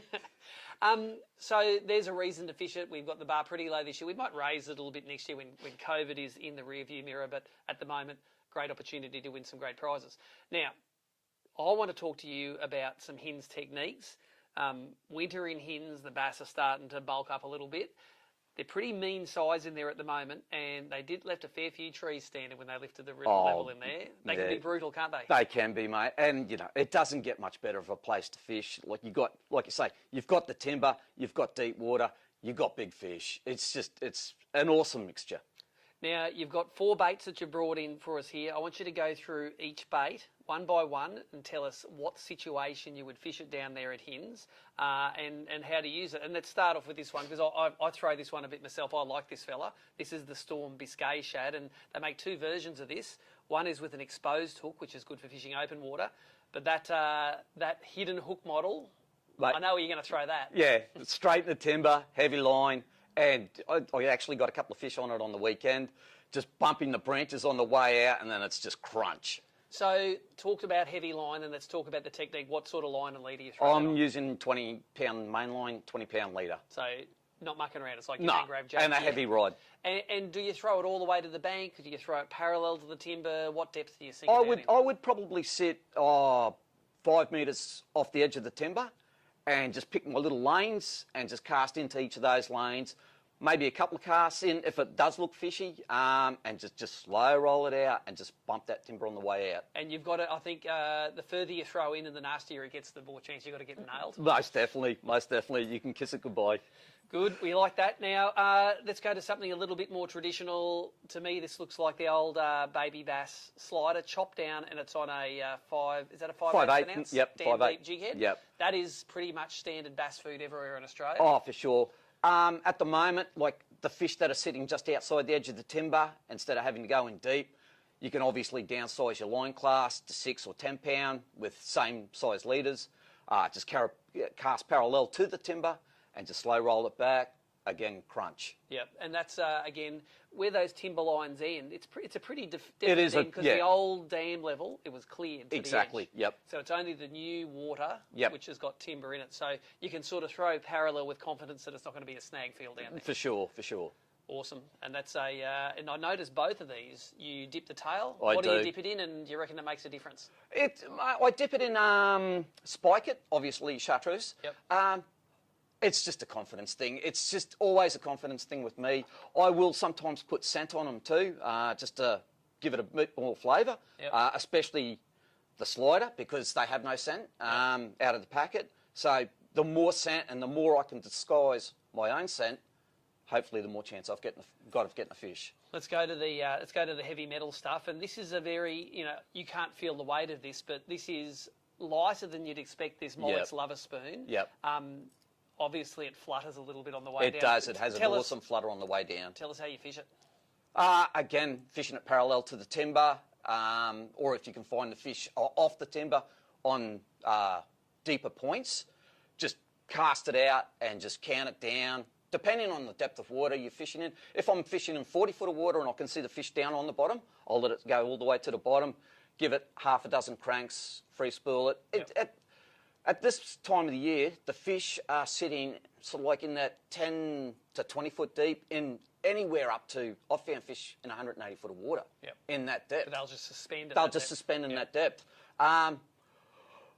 More so with that one, is probably, I haven't been throwing it a real lot because I've been more concentrating on the plastics. For me, Hinze has always been a plastics bite through winter. That's more of a spring, summertime deal for me. Yep. And what's the action like? It seems like it's going to have a Oh, you can see when you've cast it out, you can see your line just go tight and then slack and then tight. Really? So it's a broad. It's a very big flutter, and then all of a sudden it'll just rip out. Those little assist hooks, are they factory or not? No, they're a add-on. Factory hook, back hook, treble. I have had a few guys ask me, do I change them? No, I don't. No.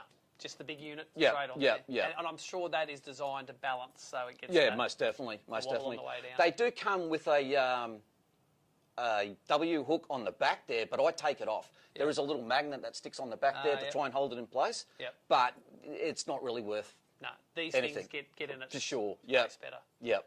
That's cool. That's the first time I've seen someone tell me that this is one of their confidence baits. Yeah. So I know, guys like you, I know Mick Horn used to throw these a little bit. Yeah, yeah. It's it looks like a big fish bait. What's the biggest fish you caught on that? Oh, probably 52 fork. Yep. Solid. And when they crunch it, they just it's gone. Awesome.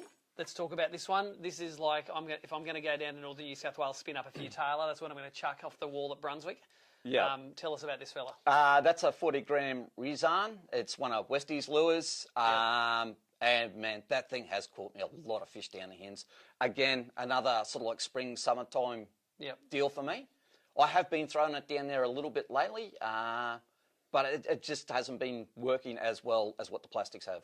Now this one here, it's got a couple of assist hooks there. I don't know if you can see, but they are, one's gone, one's broken and one's straight. And is that timber or is that fish? No, that's probably fish. The treble, there's a treble down the bottom there that's half bent. It's had a there hard too. life as well. Oh, that's, yeah. Westie loves me for buying those things. He just, I ring him up and buy 10 at a time. And the action on the drop of this, is it a more it will flutter, but not to the extent, obviously, as that bigger one. This feels like it's twice the weight. Yeah, for sure. Yep. Again, that to me is a deep water lure, like, cast it out 40 foot. Westie and I think in the summer of 2019-20, we went down to Hinze and we got 112 fish for the day. Crikey. Which is, on those. Yep. And that's my favourite colour, the gold. Well, there you go. If you're looking for some techniques to try at Hinze, there is from the absolute gun himself. You don't mind if all the people catches as many as you do you? Oh, not at all, mate. I just want to get people involved in the electrics, and that's what it is for me. It's my whole basically fishing career has been about the electrics. I do 50-odd Bass Pro as a non-boater, but yeah. It's a good group of guys that most definitely, and you'll make all the newcomers feel welcome. Oh, for sure, anybody. Now, last event we're going to talk about, we had to postpone this event last year. Anyone who was there remembers we had to cancel it at the briefing when the fire bombers needed to use the lake to scoop up water. the Wyaralong Humminbird Bass Electric Australian Open. It's on this year, definitely. Cool. There's not going to be a bushfire season this year. No. COVID and bushfires are mutually exclusive. We're having a wet winter. Let's talk about it. It's Wyaralong. It's one of your locals. Yes. And you said it's been fishing all right this winter. Yeah, I've been getting out there a little bit lately, and I'm finding some fish, and it's been fishing pretty good. Wyaralong, this is the prize from last year. We've saved it. We're going to give it away this year. This is Humminbird Helix 9, but Humminbird, of course, have just released their Humminbird Mega Live imaging, which will be interesting. We're going to try and get one of the units down to see if we can get an early unit to show the people down there on the water and maybe make some content. But Humminbird, have been a great supporter of ABT. They sponsored the very first Bass and Brim series that we ever had 21 years ago, and they're back now doing some bits and pieces with us. So that Bass Electric Australian Open, it's a $250 entry, $250, I think. yep. 100% payback. So all of the money that goes into the entry prize pool, all of that gets given back to the anglers, and we pay 1 in 5. So if I have 25 anglers fish, 5 anglers get a check, and the top one is normally $2 or $3 grand. So Jake Strin took home that check for $3 grand, man, for an electric event. That's pretty good. That's awesome. Because your petrol That bill is awesome. Is that? Yeah. So keep an eye on that. The electric event. Actually, this is the 2020 calendar. That's not very good for us. 2nd and 3rd of October, the producer tells me. Yep. So it's a 2-day event down there. It's down near Bow Desert. If you can get there and want to give it a crack, again, this is a 5-fish limit one. 5 fish, yeah. And it's fish by yourself. That's one where you don't fish with a young fella. No. Bring your boat down. You can leave your combustion motor on the back of your boat. If you want to bring down your bass boat and just go on your trolley motor, that's fine, as long as you don't start that combustion motor. You are all sweet to go. Adrian, thanks for grabbing the helm of the BKK Bass Electric series this year and coming back in and giving away the secrets before the event. All good, mate. Anything to help people out. I just want to get numbers there. There you go. Who shares wins. Wow, what an information-packed show. And speaking of packing, that's what I was doing while we were running that segment. I've got the 3 prize packs packed here. And we're going to announce the first one, so don't bother entering the Where Are You Watching From comp anymore, because we've picked a winner there. It's Cain Waller, C-A-I-N Waller, from the Gold Coast, who told us he was watching from the Gold Coast on Facebook. We're going to go to the next segment now, which is Steve Booth and Troy Dixon with their global release of a lure. It's going to be the first time you've seen this bait. And after that, we're going to come back, talk a little bit about the Barra Tour and announce these other 2 prizes. Enjoy the global release. So it's not every day we get Wilson's royalty in here. Of course, we all know Dicko. He is the stalwart of the Xeric Barra Tour, of the Venom Rods Barra Australian Open. Won that thing before, but hey, it's been a while since this man's been on screen. Steve Booth, how are you going, mate? Good. A COVID-safe bump? COVID-safe bump. I try to avoid the spotlight where I can, but here we are. There you go. Now, the question I've got is, did you get dragged in kicking and screaming, or you're thinking you've got something cool to launch, so you wanted to be next to us? Look, we've got a couple of really cool things to launch, but kicking and screaming every time in front of the camera, you know what I'm like. Boothie did not like the limelight at all. Dicko, he is a natural in front of the camera. Boothie is a natural behind the camera. That's how it works, isn't it? Pretty much how it works.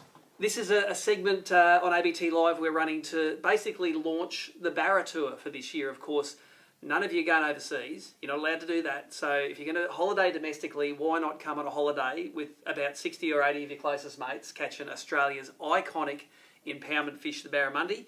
Dicko, how many out of 10 do you give the Barra Tour in terms of fishing and fun? Oh, 10. 10 out of 10? 10 I'd out give of it 10. 11, but I was trying to set you up there. 10 out of 10. No, it's a great format. I love it. Especially, going to places like Tinaroo and stuff like that. It's pretty cool. Yeah. But I really look forward to the end of the part where we're at Mackay. Yeah. Everyone's together, especially when we get to Camp Kango. That's so cool. I think people who followed our social media feeds would have seen the shenanigans that got on at that party. So how was it? Nicole just sent out an invitation that said wear an Hawaiian shirt, and we had coconut bikinis, we had hula skirts, we had a fair bit of sort of semi-nudity, and a knot tying competition that one of your guys won. Yeah, Robbie Payne. Robbie won that one. Yeah, no, that was a good night. That one. It's good just to get everyone together. Everyone let their hair down a bit. Keeps them off the lake. And it kept them off the lake. I think that was a good idea from you guys, just to say, look, no fishing that night, and it got everyone together. And I'm pretty sure we can dig up a pic here to show Karim versus little Robbie Payne. I thought the poor little fella was just going to get lifted off the ground. Yeah, no, Robbie did well. Well, I think I think he tried kicking him in the shins and that a few times. Yeah, you know, he did good there. Yeah, no, he likes to win by cunning, not by skill usually, but he got through that night. Now, launching this year's tour, of course, Barra is on the way up. The interest is on the increase. People are fishing Barra all the time. The lakes are looking really good at the moment. Really? We haven't had any overspills recently. So we've actually improved the Barra tour in a few areas this year. Now, let's start with the normal tour. It's 4 events around Mackay. Yep. We go to Kinchin, we go to Toombra, and we have a couple of events on Peter Faust Dam where all the shenanigans take place.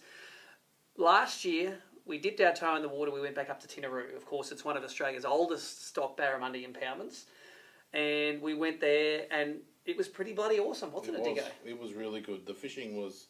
And all the locals said that we got it lucky. Yep. But, I don't know, there's a lot of fish in that dam.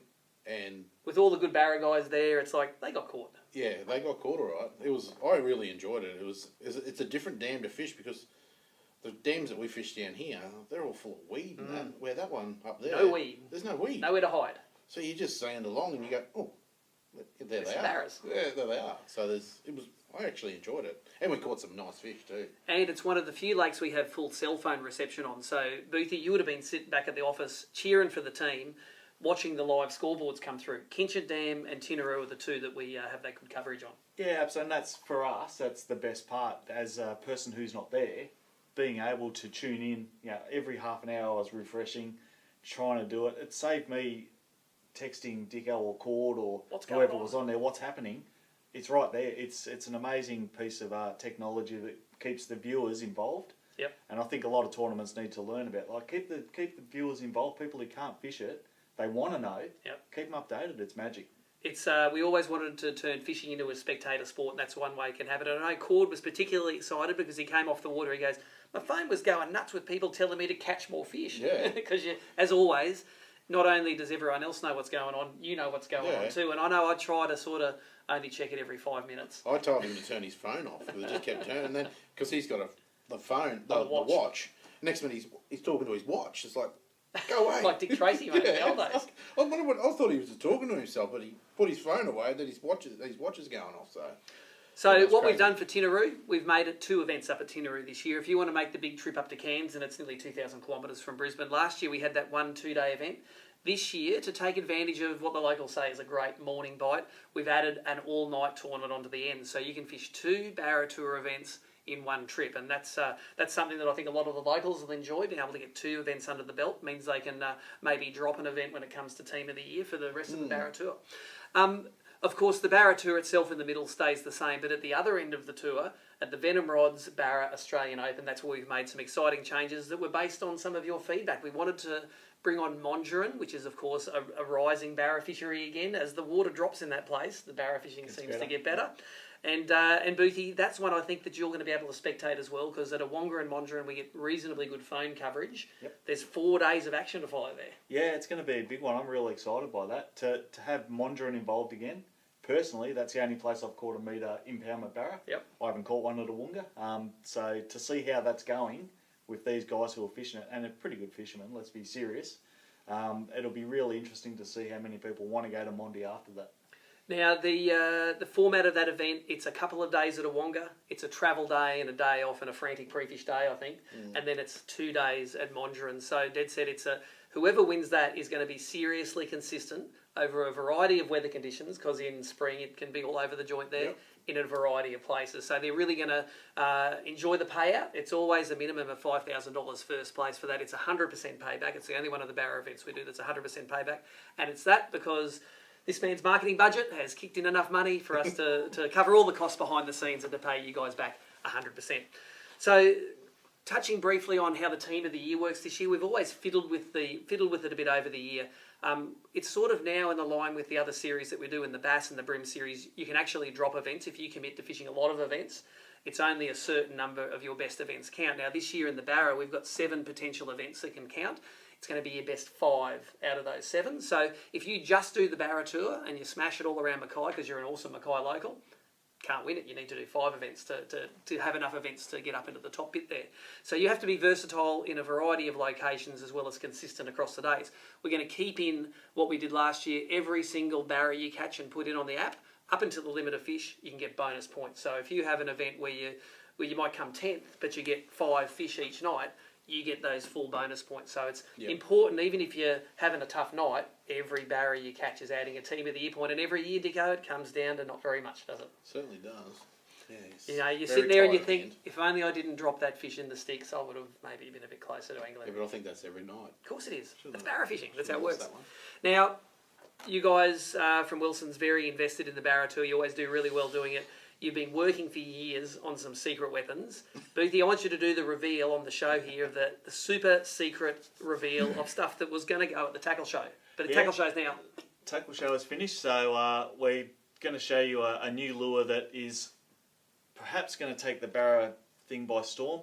Dicko's been working on this for a couple of years with cord, and they've come up with the Flat Shad X, which is due out around the time of the barra tour. And it comes in 2 models. So you've got this one here, which is jig head rigged, so it comes exposed hook. Exposed hook. It comes with a treble already attached on a swivel, and then you've also got the weedless one here. So there's 4 sizes in those, only 3 in the weedless. So a few different sizes and about 10 colours, I believe. So, you know, Dicko will be able to give you a bit more of an insight. He's caught quite a few barra on these guys, and there's a lot of differences in this. So I'll get Dicko to run through a bit of the technical stuff. So with the 2 heavier models, we really based them around those dams, you know, because you know a lot of guys up there use the slick rigs and they weight them fairly heavily. Yeah, you want to roll them deep. Yeah, so that was from last year's tour, or where I was experimenting with the weights and stuff like that. So that's when I come back from that, and we've got a new set of weights now, and it'll pretty much match a slow rolled slick rig, side by side at the same depth to maintain its 10 foot. Now this seems to be a very supple material, and it's articulated. So you know we know what the workshops look like with people chopping and changing slick rigs in a chop shop. They got forks on them, they boil them, they cook them, they add hooks. This is sort of going to be ready to go out of the box. Straight out of the packet. I mean, that's what we try to do with all of our Xeric lures, is that you can tie them on straight out of the packet and they'll catch fish. That's the whole idea of them. You know, like, so there's no change in hooks. I mean, we're fishermen, everyone changes things, but that's our concept. Is we like to have a lure that you can tie on straight out of the box and catch fish. So. And if it's a hot bite and you've just been towed home by something on one of these, you'll also grab the next packet, rip it out, put it on and throw it. You don't want to be sitting there for 20 minutes hotting it up. No, not having to spend an hour pimping it. So, but yeah, these are all made out of that TPE material, so they're very, very strong. So, and that's, you know, so but very flexible as well. So, and you'll notice with these ones we incorporated the normal flat shad slits in the body, so it collapses really easily. Yeah, it does feel soft on the weedless one particularly, because barra of course love suck spit. You know, so hopefully that'll get tangled up in their mouth on the way out. And if it doesn't, there's all of these extra toe points. As soon as I saw them, I said, "What are all those extra toe points?" Hang more hardware off them. So if you're one of the people that likes, if you haven't got 5 trebles on, you're not doing it right. It's all set up for you to go. That's it. So and what's this going to cost someone in the shops, Boothie? Rock into the shops, want one of these fellas? So the biggest one, we're hoping to be around the sort of $22 mark, and then they'll go down from there to a flathead size one, which is that guy.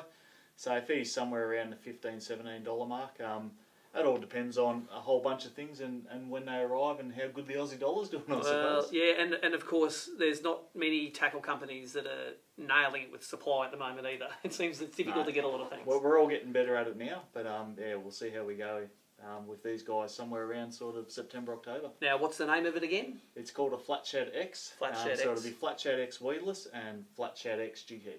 Awesome. Now, let's have a look at what else you got here, because I am a hard bait lover.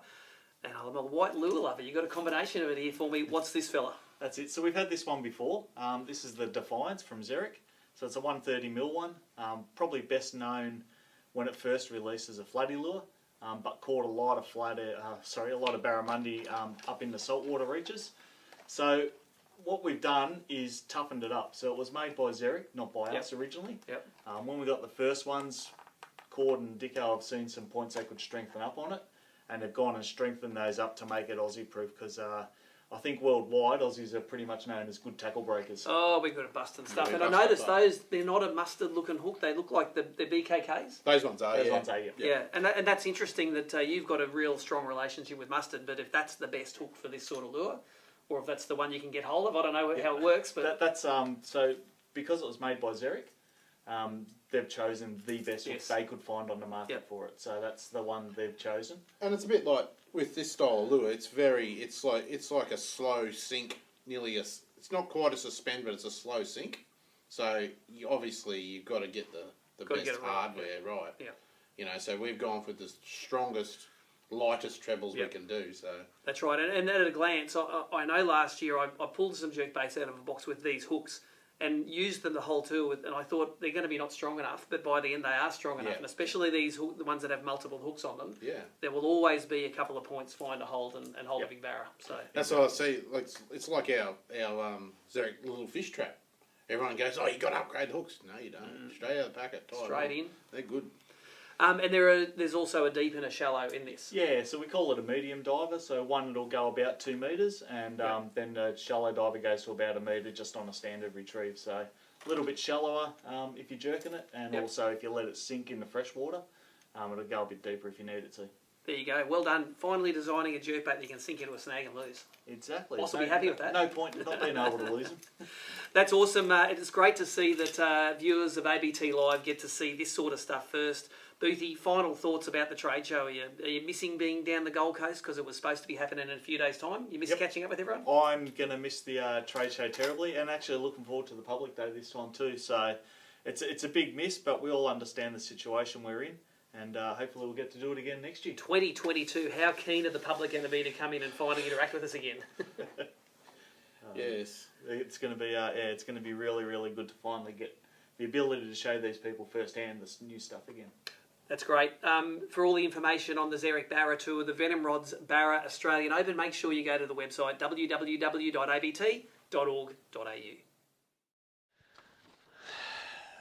Two of the legends right there, Dicko and Boothie, and you are the first guys to see those new baits, you know, unashamedly taking what works, which is the slick rig and all the modifications, and making an out-of-the-box version with improvements and not just trying to Xerox the L1. So that's great for Australian lure design. I think we're all tired of someone just getting something that works, photocopying it and trying to sell it to you. So let's have a look at... I'll do one of the prize winners first. Let's go to the Pro Lure Pack. It was on YouTube, the winner for this one. He likes throwing an S36 crank motor oil, slays the Botany Bay flats. He said his name was Zach Gifford. Zach, can you send us a message on our Facebook page to Australian Bass Tournaments?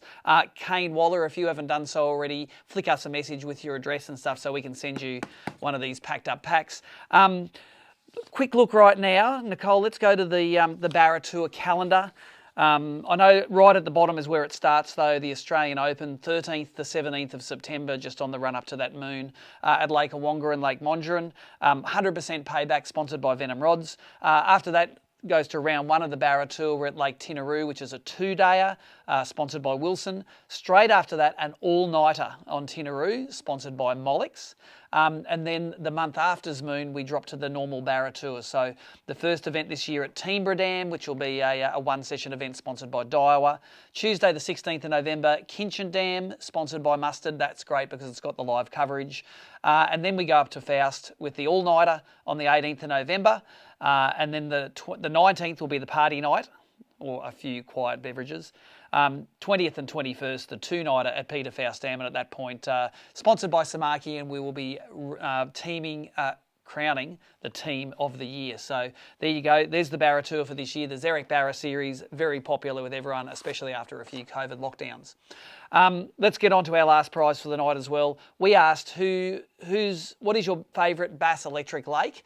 And there's a great BKK pack in here with all that tackle we showed you. We thought that Elion Cloete, don't know, sorry Elion, you're probably excited you won the prize. Send us a Facebook message.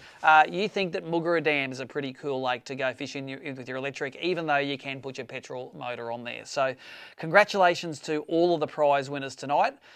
Big thanks to Nicole. She had to run a few stiff arms in the conversation on YouTube there and sort a few people out. Don't matter how smart you think you are, she got you outsmarted. Kane Waller, Zach Gifford, Elion, send us a message on Facebook. We're going to get these prize packs out to you.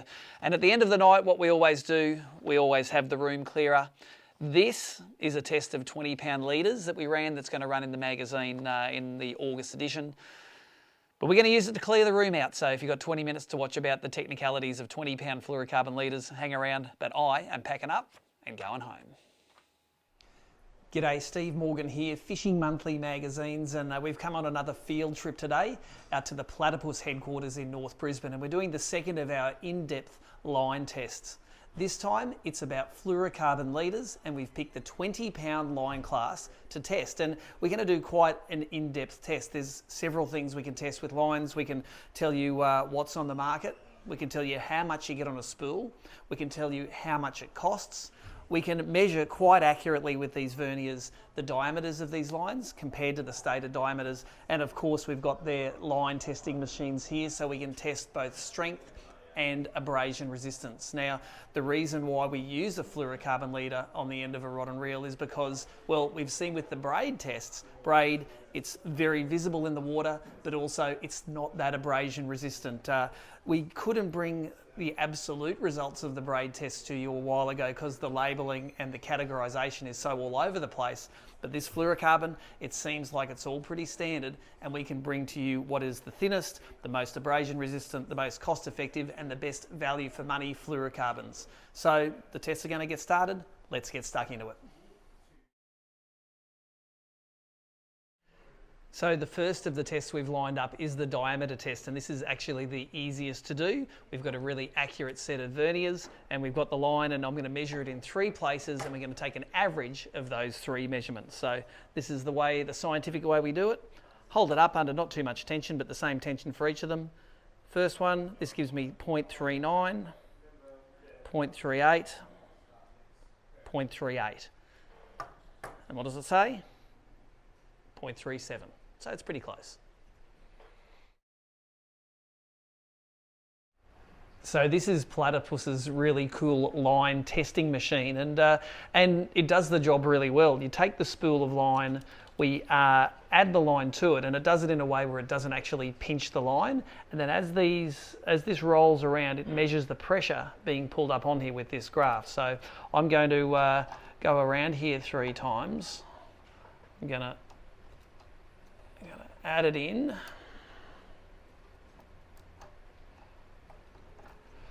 I'm going to go up the top, and I'm going to go around here 3 times. 1, 2, 3. Pinch that in. And as I turn this on, you'll see the tension here increase, and it'll tell us at exactly what point that line breaks.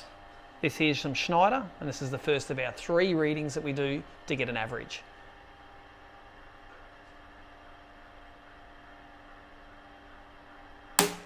So there you go, 22.8 pounds. That's the first of our 3 readings.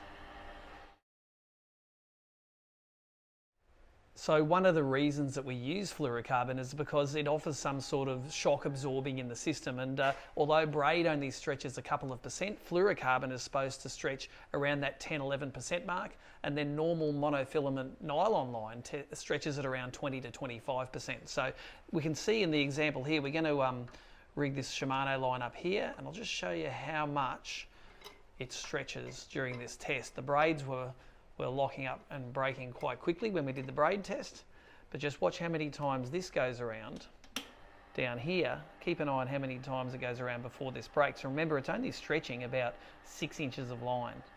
See how many rotations it does before it hits that around 20-pound breaking strain.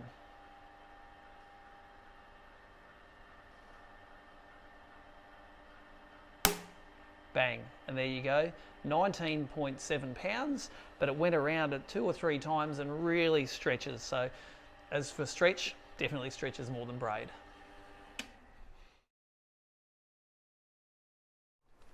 So this is the test that everyone's always really interested in, and because we've got good base diameter and breaking strength data, this time the abrasion test data is going to be actually quite relevant, and we can standardise it between the lines. Now we have Platypus's 20 million RPM machine here. It must have done that many revs over the years. We get a sample of our line, and we just put a little granny knot in each end, so we've got a loop in each end. It hooks one end over this loop. It goes over the sandpaper, which is fresh every time we do it. It has a weight that goes down on there on one end, and these are the counters. So it needs a little bit of weight for that to click in to count. So we have this weight here as well. There are little counters here that tell me how many RPMs it go, how many revolutions of the sandpaper it does until it breaks. And we've found it's actually been quite accurate. And of course we do 3 repeats for each line to get an average value for that line. Let's watch it go.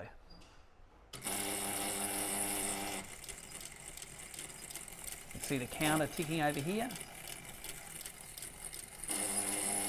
And then one thing we noticed is the braid, well, we've got 240 grit sandpaper rather than 800 here, and it goes a lot more revolutions until it breaks. So it just shows that braid is not very abrasion resistant compared to fluorocarbon. And I also see, and it's broken there, we see that the fluorocarbon doesn't really clog the paper as much as the braid did. There's a lot of waxes and there's a lot of substances on the outside of braid, the coatings, which clog the paper. The fluorocarbon, when it runs over the sandpaper, tends to powder off, and we get this sort of white powder at the bottom after it's finished. So 3 repeats gives us our abrasion resistance reading. So there you go, there's the different sorts of line testing we do with Platypus's machines. Now it's back to the office to do the numbers. So we're back at Tackle Junkie headquarters now, and we have run the numbers, and we had some pretty interesting results come out of this test. The first and the most easiest to analyse is of course the price, and we got all of our spools. We checked with the suggested retail price of the manufacturers, and we divided the length of the spool by the price, and that gave us a price per metre. Now, there was a variance of 4 times between the cheapest and the dearest leader. The most affordable leader was 20 cents per metre. It was the Suffix Super 21 FC, but close behind it at 25 cents a metre was the Platypus Stealth FC. So if you're just after the cheapest fluorocarbon leaders you can find in Australia, in £20 class, these are the 2. And it varied up until 4 times that amount. The dearest in the whole class was the Sunline FC 100.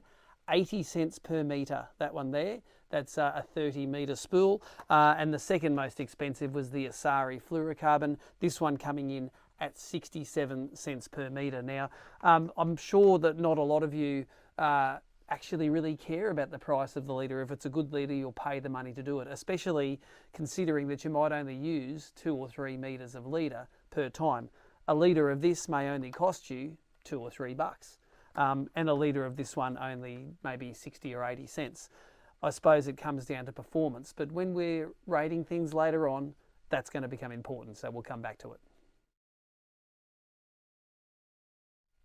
So the next set of results was the line diameter testing, and if you remember, we did it on the verniers, and it was a pretty easy test to do, and surprisingly most were fairly close to their stated diameter, and we do it in millimetres because that's how most of the world works.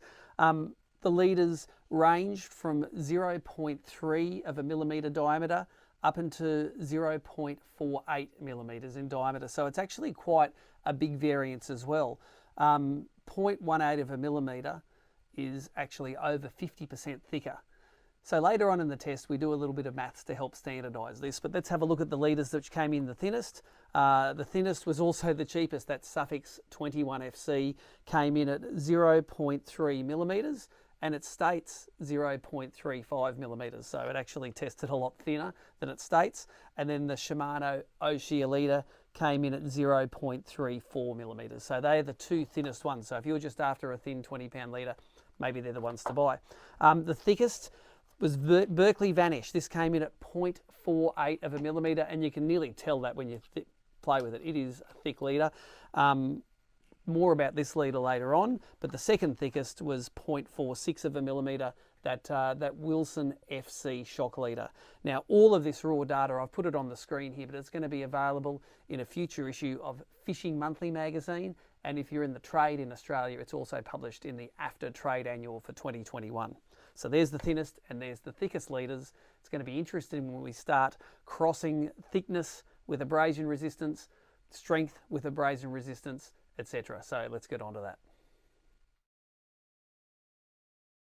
Now, this is where it starts getting a little bit more interesting when we ran all of the leaders through Platypus's strength testing machine. And remember, This is 20-pound line class fluorocarbon leaders. They broke between 16.7 pounds and 29.1 pounds. So the heaviest were nearly twice as strong as the thinnest, well, as the weakest. And of course, it's going to be proportional to thickness in a lot of the case. So there's no surprise in the FC Rock was the least strong, 16.7 pound that broke at, and the Suffix, which was the thinnest and the cheapest, broke at 18.4 pounds. So they're the weakest leaders in the 20-pound class. The strongest ones, of course, the Berkeley Vanish. It broke at 29.1 pound, but remember, it was over 50% thicker than the thinnest line. And the Wilson's FC Fluorocarbon, that broke at 26.7 pounds. So unlike braid, where braid was breaking at 2.5 times its stated strength, the leaders were actually pretty close. 20-pound leaders only varied by 9.1 pound over and 3.3 pounds under. Compared to braid, that's actually really close, but there is still a fair variance in results. When we start crossing diameter with strength and combinations, that is where it gets interesting. So let's firstly have a look at all of the abrasion results. So as you can imagine, it was a fair old afternoon at Platypus, putting all of these leaders through the abrasion test, not once, but 3 times each. And all of the results we have here are a result of an average of 3 results. And what we learned with both the abrasion and the strength and the diameter testing is that the fluorocarbon leader is pretty uniform. There was very little difference in the strength tests, usually only maybe a pound either way. And even the abrasion resistance tests, if it was more than 5% difference between the top and bottom test, it was actually quite unusual. I would expect it to actually be more variance than that, but that's how it panned out.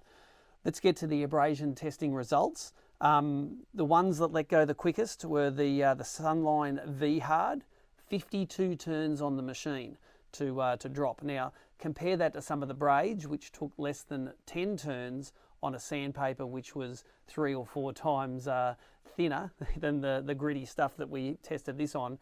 Even the least abrasion resistant 20-pound fluorocarbon absolutely eats braid for breakfast.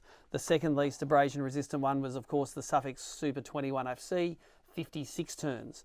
But in that 50 to 70 turn bracket, there are quite a lot of lines. Again, you can see the full results here. It's when you start combining diameter with abrasion and abrasion with strength that some of the real interesting results come out. At the top end of the scale, the most abrasive resistant one was the Wilson FC Shock Leader. 112 turns it averaged for this to let go on that 240 grit sandpaper. And then the Schneider Crystal Clear, 96 turns. So they were the 2 standouts when it came to absolute abrasion resistance.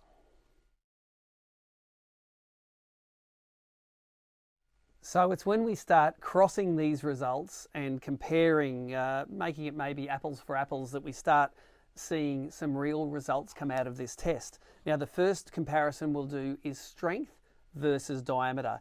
You can assume that the thicker the line is, the stronger it is, but the way we've done it, and you can see the graph on the screen here now, anything which is for its diameter much stronger is going to fall on the bottom side of that line of best fit. And so we've pulled all of those lines out to say, if you want, excluding any abrasion resistance, if you want a thin, strong leader, these are the leaders that you should be looking at. And in no particular order, thin and strong is the Suffix 21, it's the Shimano Osea, it's the Schneider Crystal Clear.